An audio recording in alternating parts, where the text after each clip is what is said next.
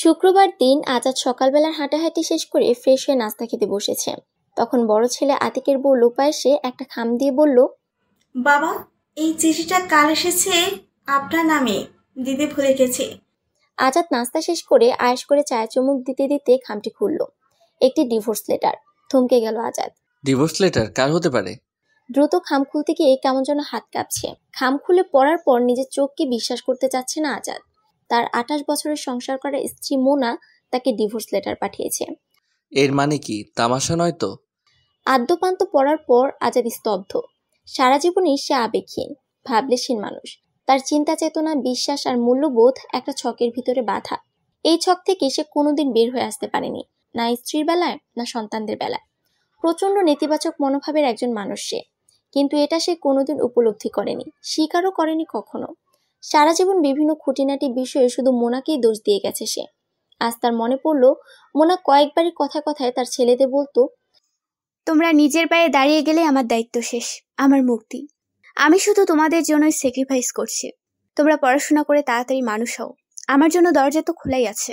তোমরা দাঁড়িয়ে গেলেই আমি আমার মতো করে চিন্তা করব। আমি তো বন্ধনহীন। কথাগুলি মোনা বিচ্ছিন্নভাবে বিভিন্ন সময় বিভিন্ন প্রসঙ্গে বলেছে। আজাদ পাত্তা দেয়নি। আজাদ চুপ করে শুনেও না শোনার ভান করেছে। মনে মনে বলেছে, মেয়ে মানুষের দৌড় আর কত দূর, দৌড় যে এত দূর হবে সে চিন্তাই করেনি। মোনা কদিন হলো তার বাবার বাসায় গিয়েছে। সব দিন নাস্তা খাওয়ার সময় মোনার সাথে বসে থাকে। টুকটাক সাংসারিক কথাবার্তা চলে। সবকিছু একদম রুটিন মাফিক। আজাদের পছন্দ মতো খাবার তৈরি করা থেকে শুরু করে সবকিছুই ঠিকঠাক। যাওয়ার দিনও বলে গেল, খাওয়া দাওয়া ঠিক মতো করো। তুমি এত চিনি খাও, এবার একটু কমাও। চিনি ছাড়া চা খেতে অভ্যাস করো। অথচ 4 দিনের মাথায় ডিভোর্স লেটার চলে এলো। তার মানে এর ব্যবস্থা আগে থেকেই চলছিল। আজাদ খামটি হাতে নিয়ে নিজের শোবার ঘরে ঢুকলো। 4 দিন আগেও যে গরম গরম ইলিশ ভাজার সাথে ইলিশের তেলে ভাজা শুকনো মরিচ ভাতের সাথে দিতে ভোলেনি, শুকনো ভাজা মরিচ আর সর্ষের তেল দিয়ে পেঁয়াজ ধনেপাতা ভর্তা দিতে ভুল হয়নি। অথচ 4 দিন পর কি করে এই চিঠি আসতে পারে? তখন তো এতটুকু মনে হয়নি যে অচিরেই এরকম একটা ঘটনা ঘটতে যাচ্ছে। আজাদ কি করবে বুঝতে পারছে না। একবার ভাবলো ফোন দেবে, পরক্ষণে ভাবলো দেখা যাক কি হয়। বারান্দায় বসে চিঠিটি আবার খাম থেকে বের করতে গিয়ে টুক করে ছোট্ট একটা চিরকুট নিচে পড়ে গেল। তাড়াতাড়ি তুলে নিয়ে ভাঁজ খুললো। লেখা ছিল, আজ 28 বছর হয়ে গেল। জীবনের না বলা কথাগুলো জমতে জমতে আজ এমন মহিরুহের মতো শিকল গেড়ে ফেলেছে যে চাইলেও উপড়াতে পারছি না। তোমার সংসার করতে গিয়ে বহুবার শুনেছি, দরজা খোলা আছে, চলে যাও। আমি যাতে বলতে না পারি আমার ছেলে দুটো না থাকলে আমি চলে যেতাম, সেই বলার জায়গাটাও তুমি সুকৌশলে স্কুপ পেটে দিয়েছ। বলেছো তোমার ছেলেদের নিয়েই চলে যাও, কেউ আটকাবে না। কথায় কথায় বহুবার বলেছ তোমার এখানে ভালো না লাগলে তোমার যেখানে খুশি চলে যাও, কেউ তোমাকে আটকাবে না, কেউ তোমার জন্য কাঁদবে না। অর্থাৎ যতটুকু বললে শতভাগ আঘাত দেওয়ার নিশ্চিত হয়, ততটুকু বলতে কাপড় করনি কখনো। ধরেই নিয়েছে অধ্যাপক বাবা আর শিক্ষিকা মায়ের উচ্চ মধ্যবিত্ত পরিবারের মেয়ে মোনা। প্রচলিত সংস্কারের সূক্ষ্ম জাল বিস্তৃত তার শিরা উপশিরায়। এই জাল থেকে বেরিয়ে আসা কঠিন, সত্যি কঠিন ছিল। আর এই সুযোগের সবটুকু সদ্ব্যবহার করেছো সারা জীবন। আমি সেদিন সিদ্ধান্ত নিয়েছিলাম ছেলেদের বঞ্চিত করব না, তাই এতটি বছর মনের সাথে যুদ্ধ করে টিকে রয়েছি। যুদ্ধ করে করে আমার ছেলেদের মানুষ করেছি। আমি কিভাবে একটা নিঃশব্দ যন্ত্রণাময় জীবনযাপন করেছি তার কিছু খণ্ডচিত্র লেখা আছে আমার ডায়েরিতে। সেটা রেখে এসেছি তোমার জন্য, যাতে নিজের আসল চেহারাটা দেখতে পাও। অবশ্য অহমিকা আর দাম্ভিকতা তোমাকে এতটাই আচ্ছন্ন করে রেখেছে যে সে আবরণ ভেদ করে তোমার আসল চেহারা তোমার চোখের সামনে ভেসে উঠবে কিনা বলা মুশকিল। যাকগে, সেটা এখন আর আমার ভাবার বিষয় না। আমার ছেলেরা প্রতিষ্ঠিত হয়েছে, এবার আমার দায়িত্ব শেষ। দরজাটা আর খোলা রাখতে হবে না, দয়া করে এবার বন্ধ করে দিও। ইতি মোনা। চিরকুটটা কয়েকবার পড়ল আজাদ। দীর্ঘ দাম্পত্য জীবনে সে ভালো করেই জানে মোনা আর সে দুজন দুই মেরুর বাসিন্দা।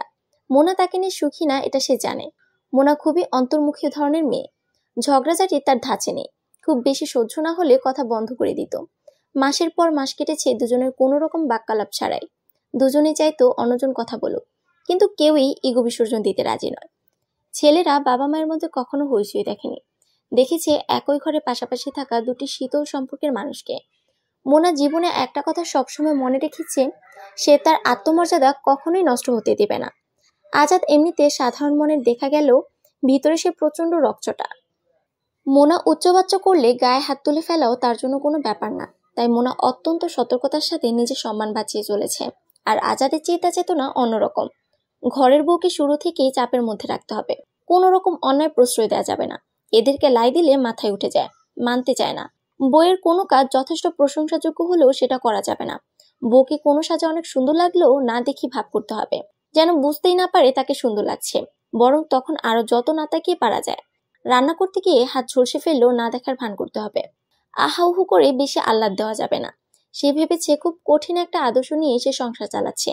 সে তার মাকে যেভাবে পরিচালিত হতে দেখেছে সেটাকে সঠিক পন্থা হিসেবে ধরে নিয়েছে। তার একবারও মনে হয়নি একটা উচ্চশিক্ষিত স্বাবলম্বী মেয়ের সাথে তার এই আচরণ একদম ঠিক হচ্ছে না। বারান্দায় বসে ভাবছে আজাদ কি করবে, কি করা উচিত। তার দম্ভ অটুট এখনো। খুব যে হাপিত্তেশ করতে ইচ্ছে হচ্ছে তাও না, আবার স্বস্তিও পাচ্ছে না। এমন সময় আতিক এসে বলল, বাবা, আজ একটু লোপাদের বাসায় যাব। আস্তে আস্তে রাত হবে। রান্নার খালাকে লোপা সব বুঝিয়ে দিয়ে যাচ্ছে। তুমি সময় মতো খেয়ে নিও। আজাদকে চুপচাপ তাকিয়ে থাকতে দেখে আতিক বলল, তুমি কি কোনো কারণে আপসেট? মার সাথে কথা বলা বন্ধ, তাই না? তাই বলি, মার ফোন বন্ধ কেন?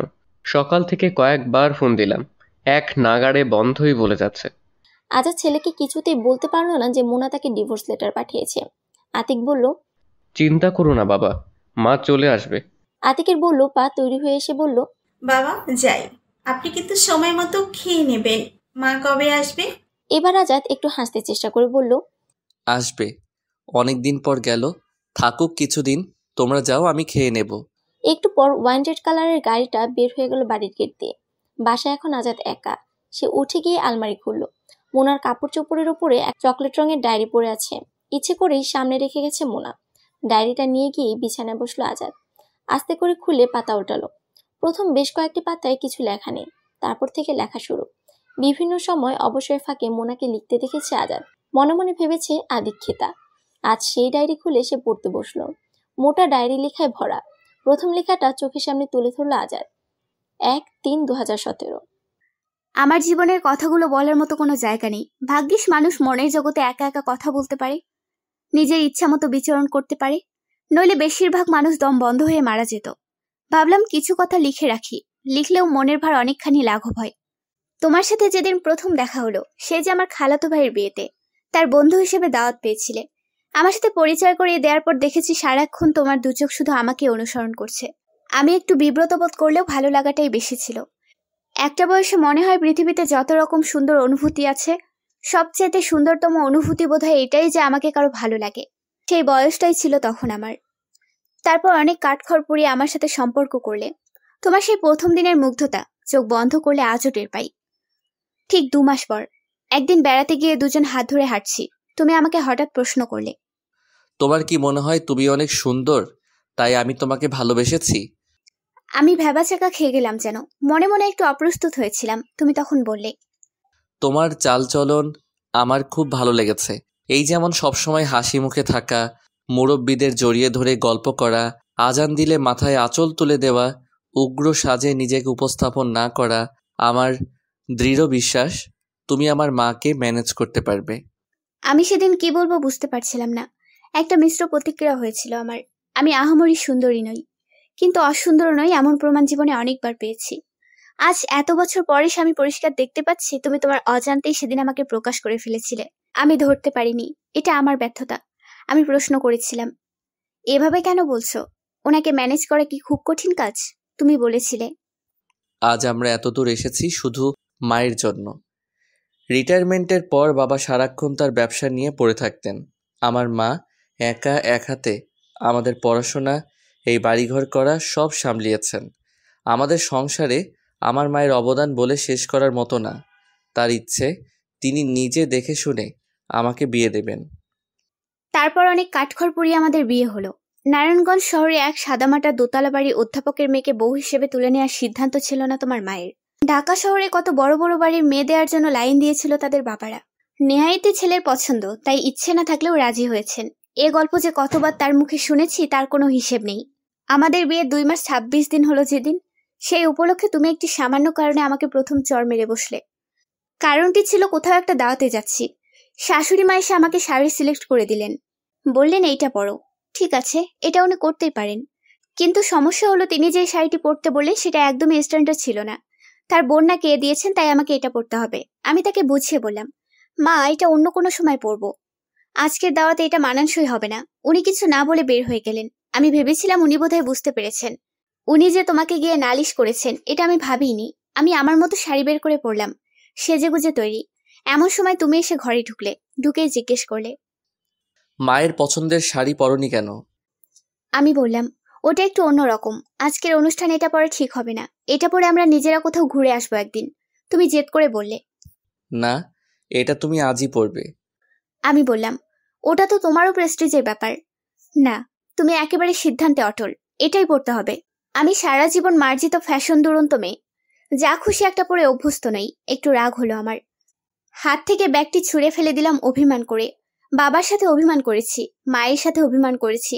সেই ছেলে মানুষে অভিমান করার দিন যে আর নেই, এটা আমার মাথায় আসেনি। তুমি কাল বিলম্ব না করে ঠাস করে আমার গালে চড় মেরে দিয়ে বললে। 2 দিন হয়নি, এখনই আমার মাকে অবজ্ঞা করতে শুরু করেছো? এসব এখানে চলবে না। ওখানে যেতে হলে মায়ের পছন্দের শাড়িটি পরতে হবে। তোমার চটটি আমার কানেও লেগেছিল, কান ঝাঝা করছিল। ঘটনার আকস্মিকতায় আমি যেন বিশ্বাস করতে পারছি না এটা কি হলো। আমি দুঃখ পেয়েও যেন ভুলে গেছি। এটা কি করে সম্ভব? আমি অবাক হয়ে তাকিয়ে আছি। এই লোককে আমি এত ভালোবাসি? তুমি গটগট করে বেরিয়ে গেলে। একটু পরে নিচে গাড়ি বের হয়ে যাওয়ার আওয়াজ শুনে বুঝলাম আমাকে ছাড়াই তুমি বেরিয়ে গেলে। সেদিন রাতে ফিরে এসে তুমি একটা কথাও বললে না। কেঁদে আমার চোখ মুখ ফুলে লাল হয়েছিল। ভেবেছিলাম হয়তো রাগের মাথায় কাজটি করেছো, এবার হয়তো সরি বলবে। আমাকে অবাক করে দিয়ে তুমি শুয়ে ঘুমিয়ে গেলে। ফিরেও তাকালে না। আমার শাশুড়ি রাতে খাওয়ার জন্য ডাকাডাকি করেছেন। আমি খেতে চাইনি। সকালবেলা 9টায় আমার ক্লাস। সারা রাত ঘুমাতে পারিনি বলে উঠতে দেরি হয়ে গেছে। ক্যাম্ব্রিয়ান কলেজ শৃঙ্খলার ব্যাপারে খুব কড়া। তাড়াহুড়ো করে তৈরি হচ্ছি, মাথা ঘুরছে। আজ ক্লাসে লেকচার দিতে পারবো কিনা জানি না। তুমি অফিসের জন্য তৈরি হয়ে নাস্তা করতে বসেছ। আমি না খেয়ে বের হয়ে যাচ্ছি দেখে শাশুড়ি আমাকে বললেন, না খেয়ে যাচ্ছ যে? রাতেও খাওনি? কি ব্যাপার, কি হয়েছে তোমাদের? যেন তিনি কিছুই জানেন না। তিনি ঝটপট উত্তর দিল, খেলে খাবে, না খেলে না খাবে। অত সাদাসাদি করবে না।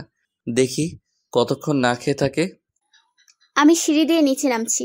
আমার দু চোখ ঝাপসা হয়ে আসছে পানিতে। আমি সিঁড়ি ভেঙে নামতে পারছি না, চোখে দেখতে পারছি না। তাড়াতাড়ি আঁচলে চোখ মুছে গিয়ে রিকশায় উঠতে যাব, হঠাৎ খেয়াল করলাম ব্যাগ আনিনি। আবার উপরে উঠলাম। বাসার দরজা ভেজানো ছিল।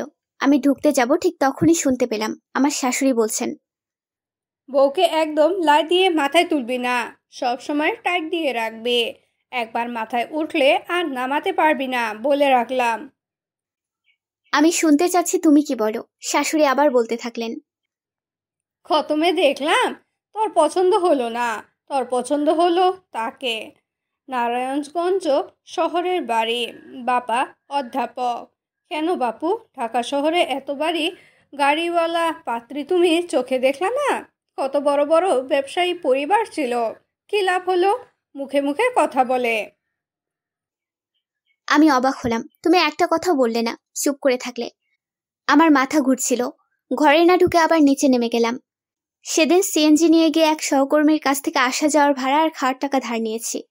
আজ এত বছর পরে সে আমি ভাবি, সেদিন আমি কেন তোমার বাড়িতে ফিরে গেলাম। একটা সামান্য ব্যাপারে সদ্য বিবাহিতা স্ত্রীকে যে এভাবে অপমান করতে পারে, তার কাছে আমি কিভাবে ফিরে গিয়েছি। আজ ভাবলে আমার নিজের ওপর ঘৃণা হয়। কেন যে কাপুরুষে স্ত্রীবাচক শব্দটি প্রচলিত হয়নি তাই ভাবি। 2 মাস 26 দিন আগে এ বাড়িতে বউ হয়ে এসে প্রথম দিন মনে হয়েছিল আমি বোধহয় ঠিক জায়গাতেই এসেছি। সবার সামনে শাশুড়ি মায়ের আন্তরিক অভ্যর্থনা আমাকে মুগ্ধ করেছিল। 2 দিন পর তিনি কথায় কথায় বলতেন, বিয়েতে আমার বাবা কোনো আসবাবপত্র দেয়নি বলে উনি নাকি সবার কাছে ছোট হয়েছেন। আমি বলেছিলাম, আমার বাবা একটা নীতি মেনে চলেন। তিনি যৌতুক দেয়া এবং নেয়ার ব্যাপারে ঘোর বিরোধী। চাইলে তিনি সবই দিতে পারতেন। তিনি বললেন, নীতি তো আর সমাজ বুঝবে না? সমাজ বলে তো একটা কথা আছে। আমি বিনয়ের সাথে বলেছিলাম, সমাজটাকে তো আমি আপনিই চেঞ্জ করবো মা। তিনি কিছু বললেন না।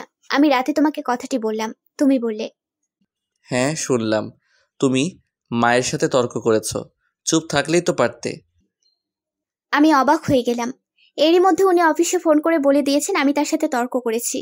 আমি বলেছিলাম, কই, আমি তো তর্ক করিনি। বুঝিয়ে বলতে চেয়েছি।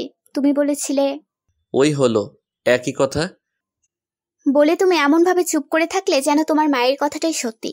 সেদিনই আমি বুঝতে পেরেছিলাম আমার জীবনে অনেক বড় একটা ভুল হয়ে গেছে, যে ভুল সংশোধনের রাস্তা থাকলেও তার মূল্য অনেক বেশি।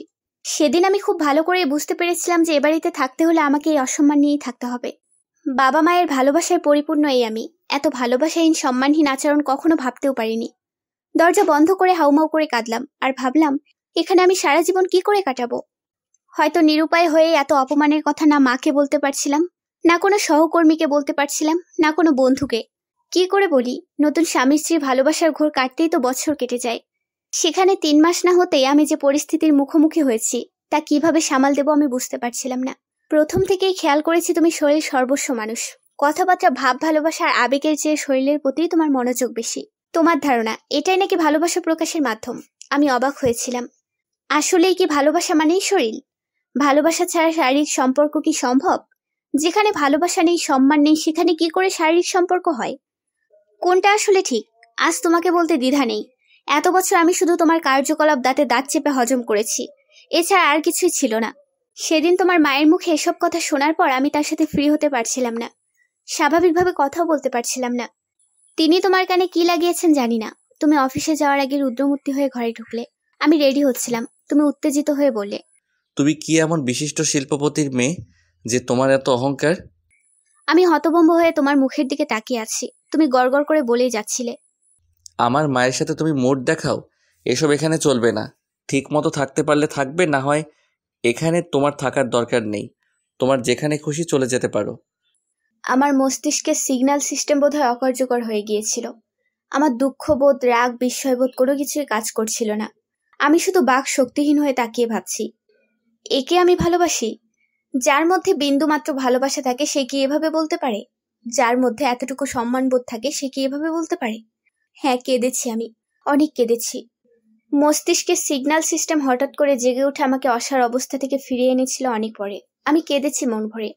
এই তুমি কি সেই তুমি যে আমার জন্য ঘন্টার পর ঘন্টা অপেক্ষা করতে? আমার প্রতিটি কাজে ছিল তোমার মুগ্ধতা। একটা মানুষ কিভাবে এরকম বদলে যেতে পারে? আমি পরে বুঝেছিলাম তোমার বদমেজাজি মায়ের সাথে অ্যাডজাস্ট করে নেয়ার মতো শান্ত মেয়ে খুঁজছিলে তুমি। আমাকে তোমার সেই রকম মনে হয়েছিল। তাই আমার ভালো লাগা না লাগাগুলোকে এমনভাবে উপেক্ষা করতে থাকলে যাতে আমি মাথা তুলে দাঁড়াতে না পারি। আমি সেদিন আমার চাচার বাড়ি নিকুঞ্জে চলে গেলাম। 7 দিন তুমি আমার সাথে কোনো যোগাযোগ করনি। তারপর তুমি হুট করে একদিন এসে আমাকে বললে, বাসায় চলো। কোনো রকম অপরাধ বোধ বা দুঃখবোধ তোমার মধ্যে ছিল না। তারপর আমি মনে মনে ভাবলাম হয়তো অনুশোচনা হয়েছে তোমার, কিন্তু এই ভাবনা আমার ভুল ছিল। বারবার একরকম ভুল ভেবে ভেবে আর কি করব ভাবতে ভাবতেই বছর পার হয়ে গেল। আমার বিয়ের 1 বছর পর বাবা মারা গেছেন। তুমি গিয়ে জানাজা পড়িয়ে চলে এলে। আমি আরো 7 দিন পর এলাম। রাত 8টার সময় এসে দেখলাম মা ছেলে টেলিভিশনে নাটক দেখছো। আমি বাবাকে হারিয়ে এতদিন পর এলাম। তোমার মধ্যে কোনো প্রতিক্রিয়া নেই। তোমার মা কি করলেন না করলেন তা আমার ধাতব্যের বাইরে। শুধুমাত্র স্বামীর ভালোবাসা মেয়েদেরকে অনেক কঠিন পথ পাড়ি দেওয়ার জন্য সাহস যোগায়। আমি খুব খেয়াল করে দেখেছি আমার জীবন পাড়ি দেওয়ার যে কাঙ্ক্ষিত অবলম্বন তোমার ভালোবাসার হাতটি, তা আমার জন্য বাড়ানো নেই। আছে শুধু তোমার ইচ্ছে মতো বেঁধে দেয়া কতগুলো নিয়ম কানুন আর তোমার মায়ের দিক নির্দেশনা।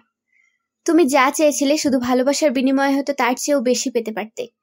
একটু ভালোবাসা দিলে একটা মেয়ে অনেক বড় ত্যাগ করতে পারে, কিন্তু তুমি তা না করে উল্টো পথে হাঁটলে। বাবার মৃত্যুর 7 দিন পর আমি এলাম। তোমরা কেউ এলে না আমার মনের অবস্থা জানতে। ঘন্টাখানেক পর নাটক দেখা শেষ হলে তুমি এসে ঘরে ঢুকলে। আমার চোখে পানি। আমার চোখের পানি মুছিয়ে দিলে না। আমার মাথায় হাত বুলিয়ে দিলে না। আমার শরীর কেমন আছে জানতে চাইলে না। বাবাকে হারিয়ে মা কেমন আছে জানতে চাইলে না একবারও। সরাসরি আমাকে জড়িয়ে ধরে বিছানায় নিয়ে গেলে। আমি একদমই এখন এসব করার মুডে নেই। আমি নিজেকে জোর করে ছাড়িয়ে নিয়ে বললাম, এসব কি? তুমি বললে, না, ভাবলাম তোমার মন খারাপ, মনটা একটু ভালো করে দেই। আমি অবাক হয়ে তোমার মুখের দিকে তাকিয়ে রইলাম। এটাকে মন ভালো করা বলে? সেদিন আমার মনে হয়েছিল তুমি একটা জানোয়ার, আর একটা সভ্যতা অভদ্রহীন একটা প্রাণীর সঙ্গে আমি রয়ে গেলাম শুধুমাত্র সমাজ সংস্কার আর নিরাপত্তাহীনতার ভয়ে। আমার নিরীহ বাবা, যার অনেক সুনাম এবং সম্মান ছিল, তাকে সমাজের কাছে ছোট করতে চাইনি, তাই তোমার সাথে রয়ে গেলাম আমি। এই লাইনটি পড়ে আজাদ চমকে উঠল। ডায়েরি বন্ধ করে সে পাশে রেখে শুয়ে পড়ল। অনেক অনেক লেখা আছে আরো। একসাথে এত সব পড়ার মন মানসিকতা নাই তার এখন। রান্নার খালা হাসুর মা এসে ডেকে গেল খাওয়ার জন্য। আজাদের এখন খাওয়ার ইচ্ছে নেই। অপমান আর একটা অনিশ্চিত পরিস্থিতির মুখোমুখি হওয়ার আশঙ্কায় সে অস্থির। সকালবেলা আতিক আজাদকে নাস্তার টেবিলে না পেয়ে আজাদের ঘরে উকি মারল। দেখলো এখনো শুয়ে আছে। রাতে মোনা ফোন দিয়েছিল আতিককে। বাবা ঘুমিয়ে পড়েছে বলে আর বলা হয়নি। আতিক ঘরে ঢুকে বিছানার পাশে দাঁড়িয়ে ডাকলো আজাদকে। আজাদ উঠে বসলো। আতিক বলল, এখনো শুয়ে আছো যে? হাঁটতে যাও না কদিন ধরে? শরীর খারাপ? না, এমনি। কাল রাতে মা ফোন দিয়েছিল। আজাদ জিজ্ঞাসু দৃষ্টিতে তাকিয়ে আছে ছেলের দিকে। তার কেন জানি মনে হচ্ছে আতিক সব জানে। আতিক বলল, মা বলেছে তার জন্য যেন আমরা চিন্তা না করি। মা ভালো আছে। আজাদ প্রশ্ন করলো, তোমার মা নারায়ণগঞ্জে যায়নি? না, তাহলে কোথায় গিয়েছে? মা একটু ট্যুরস অ্যান্ড ট্রাভেল গ্রুপের সাথে রাঙামাটি গিয়েছে। শুধু এটুকু বললো আমরা যেন তার জন্য চিন্তা না করি। মা ভালো আছে। আতিক এমন নির্বিকার ভাবে বলল যেন এটা খুব স্বাভাবিক ব্যাপার, প্রায় এরকম ঘটে থাকে। ফোনটা আমাকে দিলে না কেন? তুমি তো ঘুমিয়ে পড়েছিলে, আর মা তো তোমাকে চায়নি। ও ঠিক আছে। অফিসে যাবে না? নাস্তা খেয়েছো? না, তোমাকে ডাকতে এসেছি। চলো নাস্তা খাবে। আজাদ বলল, তুমি যাও, আমি পরে আসছি। আজাদ ফ্রেশ হয়ে টেবিলে গিয়ে বসলো। লোপা নাস্তা এগিয়ে দিল। আজাদ ছেলের দিকে তাকিয়ে দেখলো মুখ নিচু করে চুপচাপ খাচ্ছে। আজাদ কিছুক্ষণ তাকে বোঝার চেষ্টা করলো, তারপর আস্তে করে বলল, তুমি কি জানতে আগে থেকে তোমার মা ঘুরতে যাচ্ছে? আতিক মুখ নিচু করে বলল, হ্যাঁ, আমাকে বলনি কেন? এটা তোমাদের ব্যাপার। তোমরা কে কাকে বলে যাবে নাকি না বলে যাবে সেটা দেখা তো আমার দায়িত্ব না। আজাদ বলল, তুমি তোমার মায়ের পক্ষে কথা বলবে এটা জানি। একটা মানুষের পক্ষে কাউকে না কাউকে তো থাকতেই হবে বাবা। লোপা রান্নাঘর থেকে চায়ের সরঞ্জাম নিয়ে আসছিল। আতিক সেদিকে তাকিয়ে বলল, দেখে এসো তো দাদি উঠেছে কিনা, না উঠলে ডেকে তোলো। লোপা বুদ্ধিমতী মেয়ে, বুঝলো তার এখানে উপস্থিতি আতিক চাচ্ছে না। সে তাড়াতাড়ি সরে গেল। আতিক এবার সরাসরি আজাদের দিকে তাকিয়ে বলল, আমার মায়ের পাশে সারা জীবন থাকার কথা ছিল তোমার। তুমি তো তা না করে অবহেলায় দূরে সরিয়ে রেখেছো। তাকে কোনোদিন বোঝার চেষ্টাও করনি কখন। সেটা তোমার মাও করেনি, সে তার ইগো নিয়েই থেকেছে। আতিক একটু চুপ করে থেকে কি যেন ভাবলো, তারপর বলল, তোমার সঙ্গে এই নিয়ে আমি কখনোই কথা বলতে চাইনি। আজ তুমি তুলেছ তাই বলছি। কিছু স্মৃতি আমি কোনোদিন ভুলতে পারবো না। মনে আছে সেদিনের কথা? এক ছুটির দিনে বিকেলবেলা মা আমাদের ঘুম পাড়িয়ে খাতা দেখছিলেন। হঠাৎ দরজা বন্ধ করার বিকট শব্দে আমার ঘুম ভেঙে গিয়েছিল। লাফ দিয়ে উঠে দেখি তুমি মার মুখী হয়ে ঘরে ঢুকে মাকে বলছিলে, তোমার কাজের লোক ঘুমাচ্ছে, তুমি এসব নিয়ে বসে আছো। আমার মা বিকালে নাস্তা খেলো কিনা তার খবর কে নেবে? মা বলেছিল, অনেক কাজ জমে গেছে, একটু ময়নাকে ডেকে দাও, ওই তো সব করে।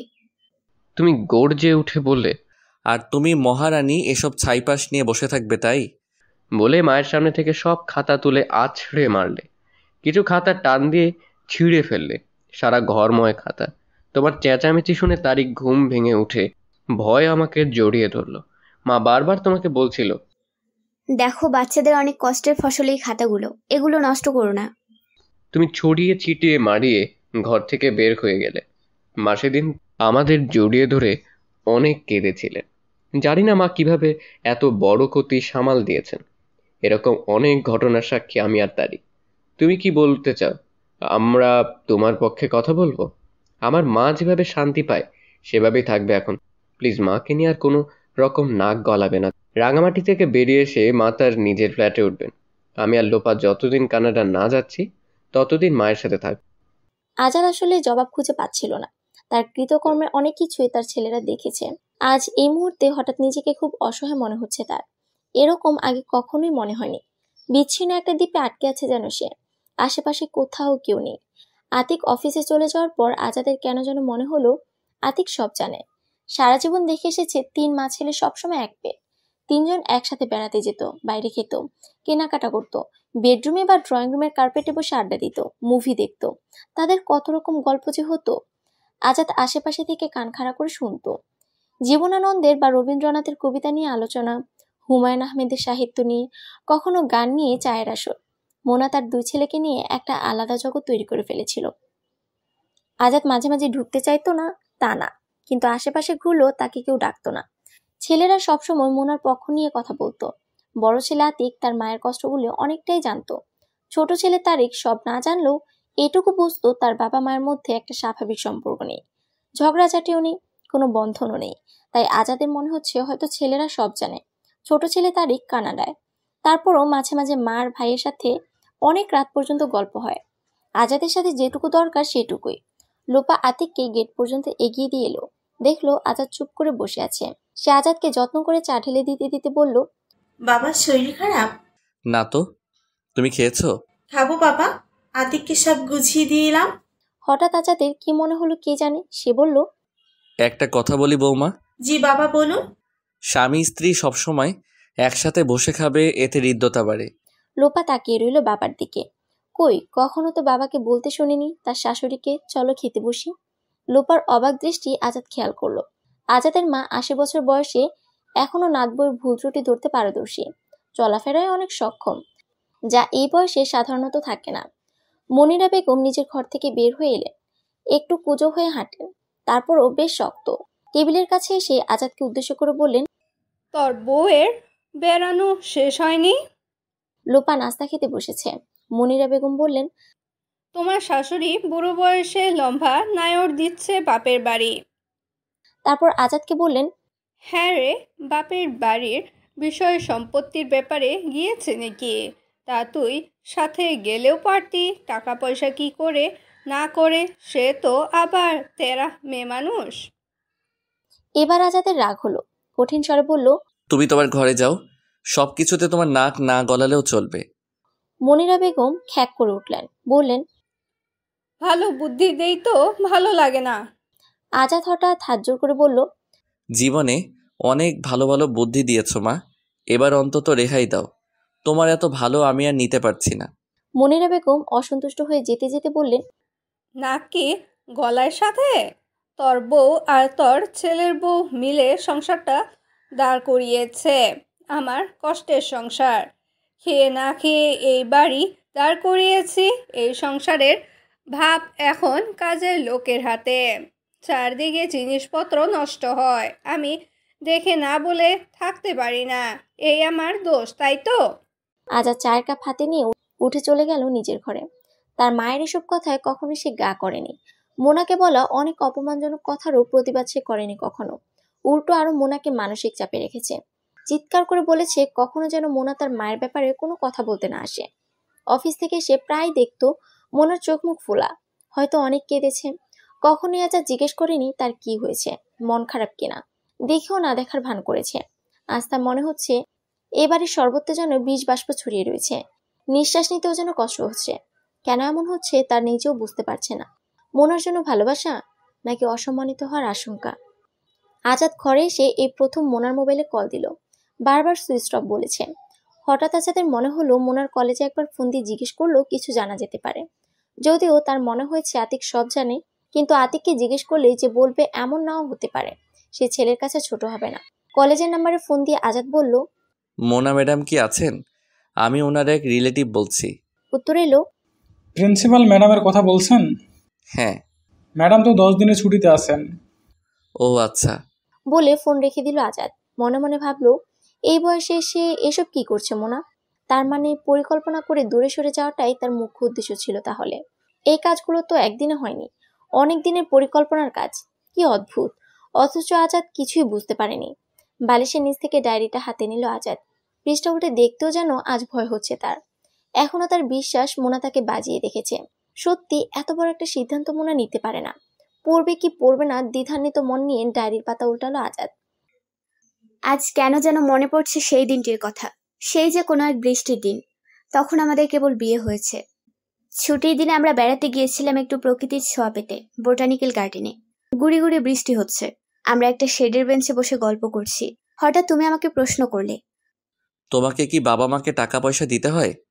শুনে আমি অবাক হয়েছিলাম। আমার বাবা অধ্যাপনা করেন, 2 তলা বাড়ি 1 তলা ভাড়া দেয়া।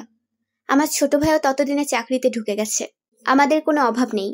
আমি তবুও বাবার হাতে মায়ের হাতে কিছু টাকা দিই, এটা আমার ভালো লাগে। আমার মা শিক্ষকতা করেন, প্রতিদিন সুন্দর সুন্দর শাড়ি পরা আমার মায়ের খুব পছন্দ। আমি তাকে প্রায়ই শাড়ি কিনে দেই, যদিও মা বকা দেন এত খরচ করার জন্য।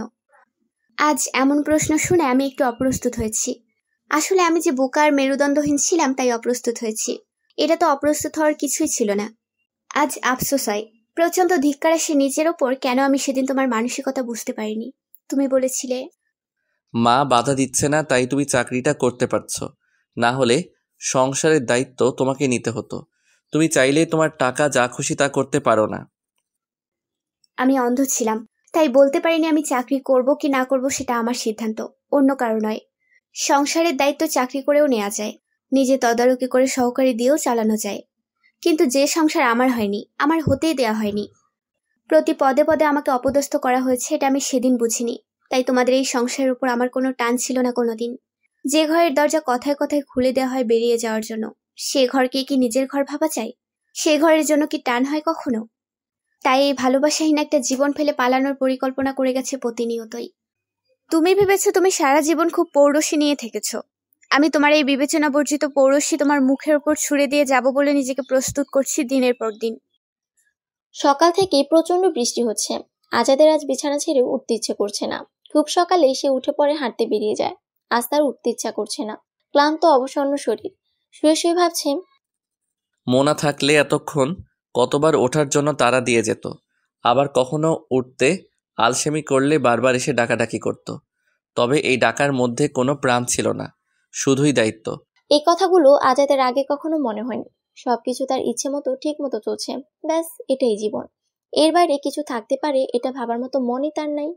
মোনা এত শৌখিন ছিল, পুরোটা বর্ষাকাল জুড়ে ওর ফুলদানিতে কদম ফুল থাকতো। আজাদের মনে পড়ে না কোনোদিন একটা গোলাপ কিনে দিয়েছে মোনাকে। আজ তুমুল বৃষ্টির এই সকালে আজাদের কেন যেন মনে হচ্ছে ফুলদানিটা কদম ফুল দিয়ে সাজাতে। একটা দীর্ঘশ্বাস ফেলে উঠে বসলো সে।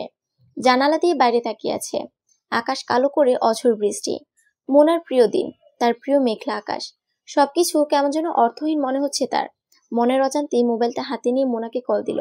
ফোনটা খোলা আজ, রিং হচ্ছে। আজাদের বুক ধরফর করছে। কি বলবে মোনাকে, কিন্তু মোনা ফোনটা ধরলো না।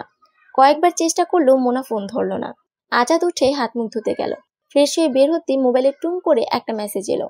তাড়াতাড়ি হাত মুছে আজাদ মোবাইলটা হাতে নিল। মোনার মেসেজ। এতদিন মোনা তাকে ব্লক করে রেখেছিল। মেসেজটি ছিল, আমাকে ফোন দেয়া বা কোনো রকম যোগাযোগ করার চেষ্টা করবে না। তোমার সাথে আমার যোগাযোগ হবে কোর্টে। আমি এই ডায়েরি কেন লিখেছি জানো? তোমার চোখের সামনে 28 বছরের কিছুটা চিত্র তুলে ধরার জন্য। অন্যায় যে করে সে ভুলে যায়, তার মনে থাকে না সে কি করেছে। ডায়েরিটা পুরোটা পড়বে। মনে করো এটা তোমার কোর্টে যাওয়ার পূর্ব প্রস্তুতি। জীবনটাকে পেছন ফিরে গিয়ে একবার চোখ বুলিয়ে নাও। এটা তোমার একটা মানসিক প্রস্তুতি হবে। আজাদ আবার মোবাইলে কল দিল। Switch off. Messenger block. আজাদের কপালের দুই পাশে শিরায় যেন গরম রক্তস্রোত বইছে। মাথা দপদপ করছে। তার সারা জীবনের অহংকার যেন ধুলায় মিশে যাচ্ছে। ডাইনিং এ গিয়ে দেখলো আতিকের খাওয়া শেষ। লোপা টিফিন বক্স গুছিয়ে দিচ্ছে। মনিরা বেগম বসে আছেন। এমন সময় আতিক বলল, বাবা, একটা কথা ছিল। আজাদ তার দিকে না তাকিয়ে বলল, বলো। আমরা আগামী সপ্তাহে মায়ের ফ্ল্যাটে উঠে যাচ্ছি। আমার আর মায়ের ঘরের ফার্নিচারগুলো নিতে গাড়ি আসবে। ভিতরে একটা প্রচন্ড ধাক্কা খেলো আজাদ। বুঝতে দিল না। নির্বিকার ভাব নিয়ে বলল, তো আমাকে কি করতে হবে? আতিক বলল, কিছু করতে হবে না। তোমার বাড়ি থেকে জিনিসপত্র বাইরে যাবে, তোমার জানা দরকার। আজাদ ক্ষুব্ধ হয়ে বলল, তোমরাও তোমার মায়ের একটা ভুল সিদ্ধান্তে তাল মেলাচ্ছ। ভুল না ঠিক সেটা মায়ের ব্যাপার। আমরা যাচ্ছি কারণ আমার মাকে একা থাকতে দিব না। মনিরা বেগম এসব জানতেন না। লাফিয়ে উঠে বললেন, মানে কি? মা ছেলে মিলে এসব পরিকল্পনা কবে হলো? এসব কি হচ্ছে আজাদ? আমি তো কিছু বুঝতে পারছি না। আজাদ ছেলেকে উদ্দেশ্য করে বলল, তুমি কি মনে করো তোমার মা এই বয়সে এসে লোক হাসানোর যে সিদ্ধান্ত নিয়েছে এটা সঠিক? আতিক ব্যাগ হাতে করে যাবার জন্য উঠল। বলল, সঠিক কি বেঠিক আজ আমাকে জিজ্ঞেস করছো বাবা? এই এত বছরে তোমার আর তোমার মায়ের যত সব কার্যকলাপ ঠিক ছিল? আজ একবার বসে চিন্তা করে নিও। মনিরা বেগম একেবারে মারমুখী হয়ে তেড়ে ফুরে এলেন। তোকে কোলে পিঠে করে বড় করেছি আমি। তোর মা তো সারাদিন বাইরে বাইরে থেকেছে, সে দেখেছে তোদের। আতিক ঠান্ডা মাথায় বলল, সেজন্য আমরা তোমার কাছে ঋণী। তোমার অবদান তো অস্বীকার করছি না, কিন্তু মা তো মাই। তোমার ছেলেকে তুমি সারা জীবন ভুল পথে চালিয়েছ। এখন আমরা যদি আমাদের মায়ের কথায় চলি তাহলে দোষ কোথায়? মনিরা বেগম রাগে জ্বলছেন। বললেন, তোর বউয়ের আক্কেলটা কি শুনি? এমনি করে সংসার ফেলে কেউ? তার কথা শেষ হবার আগে আজাদ প্রচন্ড রেগে গিয়ে বলল, চুপ, একদম কোনো কথা বলবে না তুমি। থাকো তুমি তোমার সংসার নিয়ে। আমি এ বাড়ি ছেড়ে চলে যাব যেদিকে খুশি। আতিক তাড়াতাড়ি উঠে বের হয়ে গেল। লোপা নাস্তা নিয়ে বসেছিল। সেও তাড়াতাড়ি ঘরে চলে গেল। মা ছেলের এই বাকবিতণ্ডায় থাকতে চেল না। ছেলের ধমক খেয়ে মনিরা বেগম কাঁদো কাঁদো হয়ে বললেন, আজ এই দিন দেখার জন্য তোকে মানুষ করেছি। কত কষ্ট করে তোর ফুপুর আশ্রয়ে থেকে দিন পার করেছি, তোদের বড় করেছি, সব ভুলে গেলি? না ভুলিনি, তাই নিজের জীবন দিয়ে তোমার ঋণ শোধ করছি। এই বলে আজাদ না খেয়ে নিজের ঘরে ঢুকে দরজা বন্ধ করে দিল। 1 বছর হলো আজাদ অবসরে গিয়েছে, আবার কোথাও একটা ঢোকার চেষ্টা করছিল সে। অভিজ্ঞতা সম্পন্ন ব্যাংকারদের অনেক কোম্পানি নির্দিষ্ট মেয়াদের জন্য নিয়োগ দেয়, সেরকম একটা চেষ্টাই করছিল আজাদ। একটা কোম্পানিতে দেখা করার কথা, কিন্তু তার একদমই ইচ্ছে করছে না। একটা স্বনামধন্য কোম্পানির সিএফও। চাকরিটা খুব লোভনীয়, আজাদের খুব কষ্ট হচ্ছে এরকম বোধ হচ্ছে না, কিন্তু কোথায় যেন একটা সুর কেটে গেছে জীবনের। শুয়ে শুয়ে চিন্তা করছে আজাদ। পেছনের দিনগুলি মোনার ডায়েরির পাতার মতো এক এক করে চোখের সামনে ভেসে উঠছে। দীর্ঘশ্বাস ফেলে আজাদ পিছনের দিনগুলোতে ফিরে গেল। আজাদের বাবা চাচারা 11 ভাই বোন, সবাই শিক্ষিত। বড় চাচারা ঢাকায় বাড়িও করে ফেলেছে সবাই। আজাদের বাবা ছিল সবার মধ্যে চতুর্থ, তাই ভাই বোন সবার ইচ্ছে ছিল আজাদের বাবা মা গ্রামে থাকবে, জমি জমা দেখবে, তাদের বাবা মাকে দেখবে। আসলে অনেক সময় মানুষকে পরিবেশ পরিস্থিতি বাধ্য করে টিপিক্যাল হতে। সারা জীবন মানুষের ইচ্ছা অনিচ্ছা পূরণ করা আর সবার মধ্যে ইনফিরিয়র হয়ে থাকা মনিরা বেগমের মনটাকে একেবারে সংকীর্ণ করে দিয়েছিল। কখনোই কাউকে বড় ভাবতে পারতেন না তিনি। আজাদের ফুফু এবং চাচিরা শিক্ষিত ছিলেন, তাদের ফাই ফরমাইশ কেটে কেটে মনিরা বেগমের অবচেতন মনে একটা জটিলতা তৈরি হয়েছিল। সেই অবদমিত অপমানের প্রতিশোধ যেন মোনার উপর দিয়ে নিতে চাইতেন। আজাদের বাবা মোজাম্মেল সাহেব নেভিতে জুনিয়র কমিশন র্যাঙ্কে চাকরি পেলেন। আজাদের মাকে বিয়ে করার পর আজাদের দাদি সিদ্ধান্ত দিল মোজাম্মেলের বউ গ্রামে থাকবে, এত জমি জমা আর শ্বশুর শাশুড়িকে দেখতে হবে। আজাদের মা মনিরা বেগম বেজায় অখুশি হয়েই গ্রামের বাড়িতে থাকতে লাগলেন। মনে মনে ফাঁক খুঁজছিলেন কিভাবে গ্রাম ছাড়া যায়। একদিন সুযোগ পেয়েও গেলেন। আজাদের বড় চাচার ছেলের বিয়েতে দাওয়াত পেয়ে সবাই ঢাকায় এলো। আজাদরা উঠলো ছোট ফুফুর বাসায়। বিয়ে বৌভাত পর্যন্ত ওরা থাকবে। আজাদের ছোট ফুফু ভার্সিটিতে পড়ার সময় প্রেম করে বিয়ে করেছিলেন এক ধনী ব্যবসায়ীকে, যার স্ত্রী আছে এবং আগের ছেলে মেয়েও আছে। ছেলেরাও তখন ব্যবসা করে, স্ত্রী অসুস্থ, বিছানায় পড়ে থাকে, সেই জন্য তারই বিয়ে করা। বিয়ের পর আজাদের ছোট ফুফু এই বাড়িটা তার নামে লিখিয়ে নিয়েছিলেন। পরে যখন তার আগের পক্ষের ছেলে মেয়েরা জানতে পারে, তখন তারা ক্রমাগত আজাদের ফুফাকে চাপ দিতে থাকে এই বাড়ি ফেরত নেওয়ার জন্য। এমনকি আজাদের ফুফুকে এবং বাচ্চাদের হুমকিও দেওয়া শুরু করে বিভিন্ন সময়। আজাদের ফুফাও আর আগের মতো আসে না, মাঝে মাঝে এসে ঝগড়াঝাটি করে যায় বাড়ি ফেরত দেওয়ার জন্য, গয়নাগাটি ফেরত দেওয়ার জন্য। এইসব পরিস্থিতি আজাদের মা মনিরা বেগম টের পেয়ে কৌশলে আজাদের ফুফুর কাছে থেকে সব জেনে নেন। তারপর এই সমস্যাকে পুঁজি করে মনিরা বেগম আজাদের ফুফু রায়না বেগমকে পটাতে থাকে। আপা, আপনার তো অনেক বড় সমস্যা। দুলাভাই আর দুলাভাইয়ের ছেলেমেয়েরা যেভাবে আপনার পিছনে লেগেছে, যে কোনো সময় একটা দুর্ঘটনা ঘটতে পারে। আপনি বাচ্চাদের নিয়ে একা থাকেন, এটা একদম ঠিক না। রায়না বেগমও চিন্তিত, কি করবেন ভাবছেন। মনিরা বেগম পরামর্শ দিলেন, আপা, আম্মাকে যদি বুঝাতে পারেন তাহলে গ্রামের বাড়িতে একটা লোক রেখে দেন, আমাদেরকে আপনার একটা রুম ভাড়া দেন। আমি আর আমার 3 ছেলে মেয়ে আপনার পাহারায় থাকতাম। আপনি যেহেতু চাকরি করেন, আপনার রান্না বাড়া, বাচ্চাদের দেখভাল সব আমি করব। আপনার টাকা দিয়ে কাজের লোক রাখার দরকার নেই। রায়না বেগম এইটুক ভালোভাবেই গেলেন। উনি তার মাকে গিয়ে ধরে পড়লেন, এটা অনেক ভালো প্রস্তাব। মেয়ের নিরাপত্তার সুবিধার্থে আজাদের দাদি তাদের পরিবারকে রায়না বেগমের বাসায় থাকার অনুমতি দিলেন। সেই থেকে শুরু হলো ওদের ঢাকায় থাকা। রায়না বেগম রুম ভাড়া নিতেন না, শুধু বিলগুলি পরিশোধ করে ওরা এক রুম নিয়ে থাকতো। আর রায়না বেগমের সংসারের যাবতীয় কাজ, 2 বাচ্চার সব কাজ মনিরা বেগম করতেন। রায়না বেগম বাড্ডা স্কুলের সিনিয়র শিক্ষক। সকালে যেতেন, আস্তে আস্তে বিকেল। রাতের বেলা তিনি তার বাচ্চাদের নিয়ে পড়তে বসাতেন। এই সময় পাশের রুম থেকে কোনো টু শব্দ করা যেত না। আজাদরা 3 ভাই বোন চুপচাপ থাকতো। এক রুমে থাকা, পড়াশোনা, খাওয়া দাওয়া সবকিছু। একটা খাটের মধ্যে সবার থাকা, খাটে বসেই পড়াশোনা। টেবিল পাতার কোনো জায়গা ছিল না। বাথরুমও ছিল একটাই। রায়না বেগমের কড়া নির্দেশ ছিল, আমার বাথরুম যেন কেউ নোংরা করে না রাখে। মনিরা বেগম সকাল 6টার মধ্যে তার 3 ছেলেমেয়ের বাথরুমের কাজ শেষ করিয়ে সব পরিষ্কার করে রাখতেন। সকালে বা বিকেলে তার প্রয়োজনের সময় বাথরুম বন্ধ থাকলে খুব রাগারাগি করতেন। মনিরা বেগমকে তিনি রেখেছিলেন নিজের প্রয়োজনে, কিন্তু একটা সময় তার মনে হতে লাগলো তিনি মনিরা বেগমকে দয়া করে থাকতে দিয়েছেন। তাই বাড়িঘর পরিষ্কার পরিচ্ছন্ন করা থেকে সব কাজ মনিরা বেগম করতেন রায়না বেগমের সন্তুষ্টির জন্য। যে করে হোক তার এখানেই থাকতে হবে। আবার যদি গ্রামে যেতে হয় তাহলে ছেলেমেয়ের পড়াশোনা হবে না, তাই তিনি মুখ বন্ধ করে সব কাজ করতেন। মনিরা বেগম তেমন শিক্ষিত নন, তার ননদ এবং জায়েরা সবাই শিক্ষিত এবং চাকরিজীবী। মাঝে মাঝে সবাই দল ভেদে আসতেন রায়না বেগমের বাসায়, কিন্তু তাদের সব রকম আপ্যায়ন করতে হতো মনিরা বেগমের। রায়না বেগমের সহকর্মীরা কেউ এসেছে, সব করার দায়িত্ব মনিরা বেগমের। বাচ্চাদের পরীক্ষা থাকলেও তার দেখভাল করার সুযোগ ছিল না। যখন তখন ডাক পড়তো রায়না বেগমের রান্নাঘরে। সকালবেলা হয়তো আজাদ পড়তে বসেছে, এমন সময় এসে বললেন, আজাদ যা তো বাবা, দৌড়ে গিয়ে বাজারটা করে নিয়ে আয়। কারো না করার সাধ্য ছিল না। বিকেলে হয়তো আজাদের ছোট ভাই শাহেদ হোমওয়ার্ক করতে বসেছে, রায়না বেগম এক ব্যাগ শাড়ি ধরিয়ে দিয়ে বললেন, লন্ড্রিটা দিয়ে আয়। রাতের বেলা রায়না বেগম কোথাও গেলে তার 2 বাচ্চা রেখে যেতেন মনিরা বেগমের ঘরে। ওদের হই হুল্লোড়ের মধ্যে আর তাদের পড়া হতো না। এইভাবে কষ্ট করে তাদের দিন কেটেছে। আজাদের বাবা কোয়ার্টার বাসা পেতেন, কিন্তু এটার জন্য নাকি বেতনের কিছু অংশ কাটা যায়, তাই তিনি নেননি। তার বেতনের একটাংশ তুলে দিতে হতো আজাদের দাদির হাতে। আজাদের ছোট চাচা তখন ছাত্র রাজনীতি করতেন। 2 দিন পর পর জেল আর নানা রকম সমস্যা। এসব টাকা আজাদের দাদি মোজাম্মেল সাহেবের কাছ থেকে নিতেন। এত অল্প বেতনে কোনো রকমে খেয়ে পড়ে বাচ্চাদের পড়িয়েছেন মনিরা বেগম। তবে একমাত্র আজাদকেই উচ্চশিক্ষিত করতে পেরেছিলেন। ছোট ছেলে শাহিদ বিএ ফেল করে আর পড়াশোনাই করেনি। মেয়ে সিফাতকে এসএসসি করার পর বিয়ে দিয়েছেন। রায়না বেগমের পাশেই ছেলেদের বাড়ি। ছেলের বোন ছিল সিফাতের ক্লাসমেট। সেই সূত্রে আসা যাওয়া আর মন দেওয়া না। এদিকে সিফাতের বর মাসুদের বাবা ছিলেন একটি স্বনামধন্য বীমা কোম্পানির জিএম।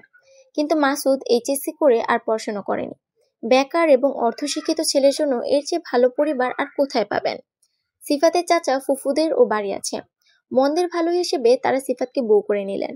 5 তলা 2 ইউনিটের বাড়ি মাসুদের বাবার। কষ্ট করে ঢাকায় পড়ে থাকার প্রথম সাফল্য মনিরা বেগম পেয়ে গেলেন। আজাদ পড়াশোনা শেষ করে ব্যাংকে চাকরি পেল। শাহেদ কিছুই করে না, ঘরে বসে বসে মায়ের সাথে কাজে সাহায্য করে।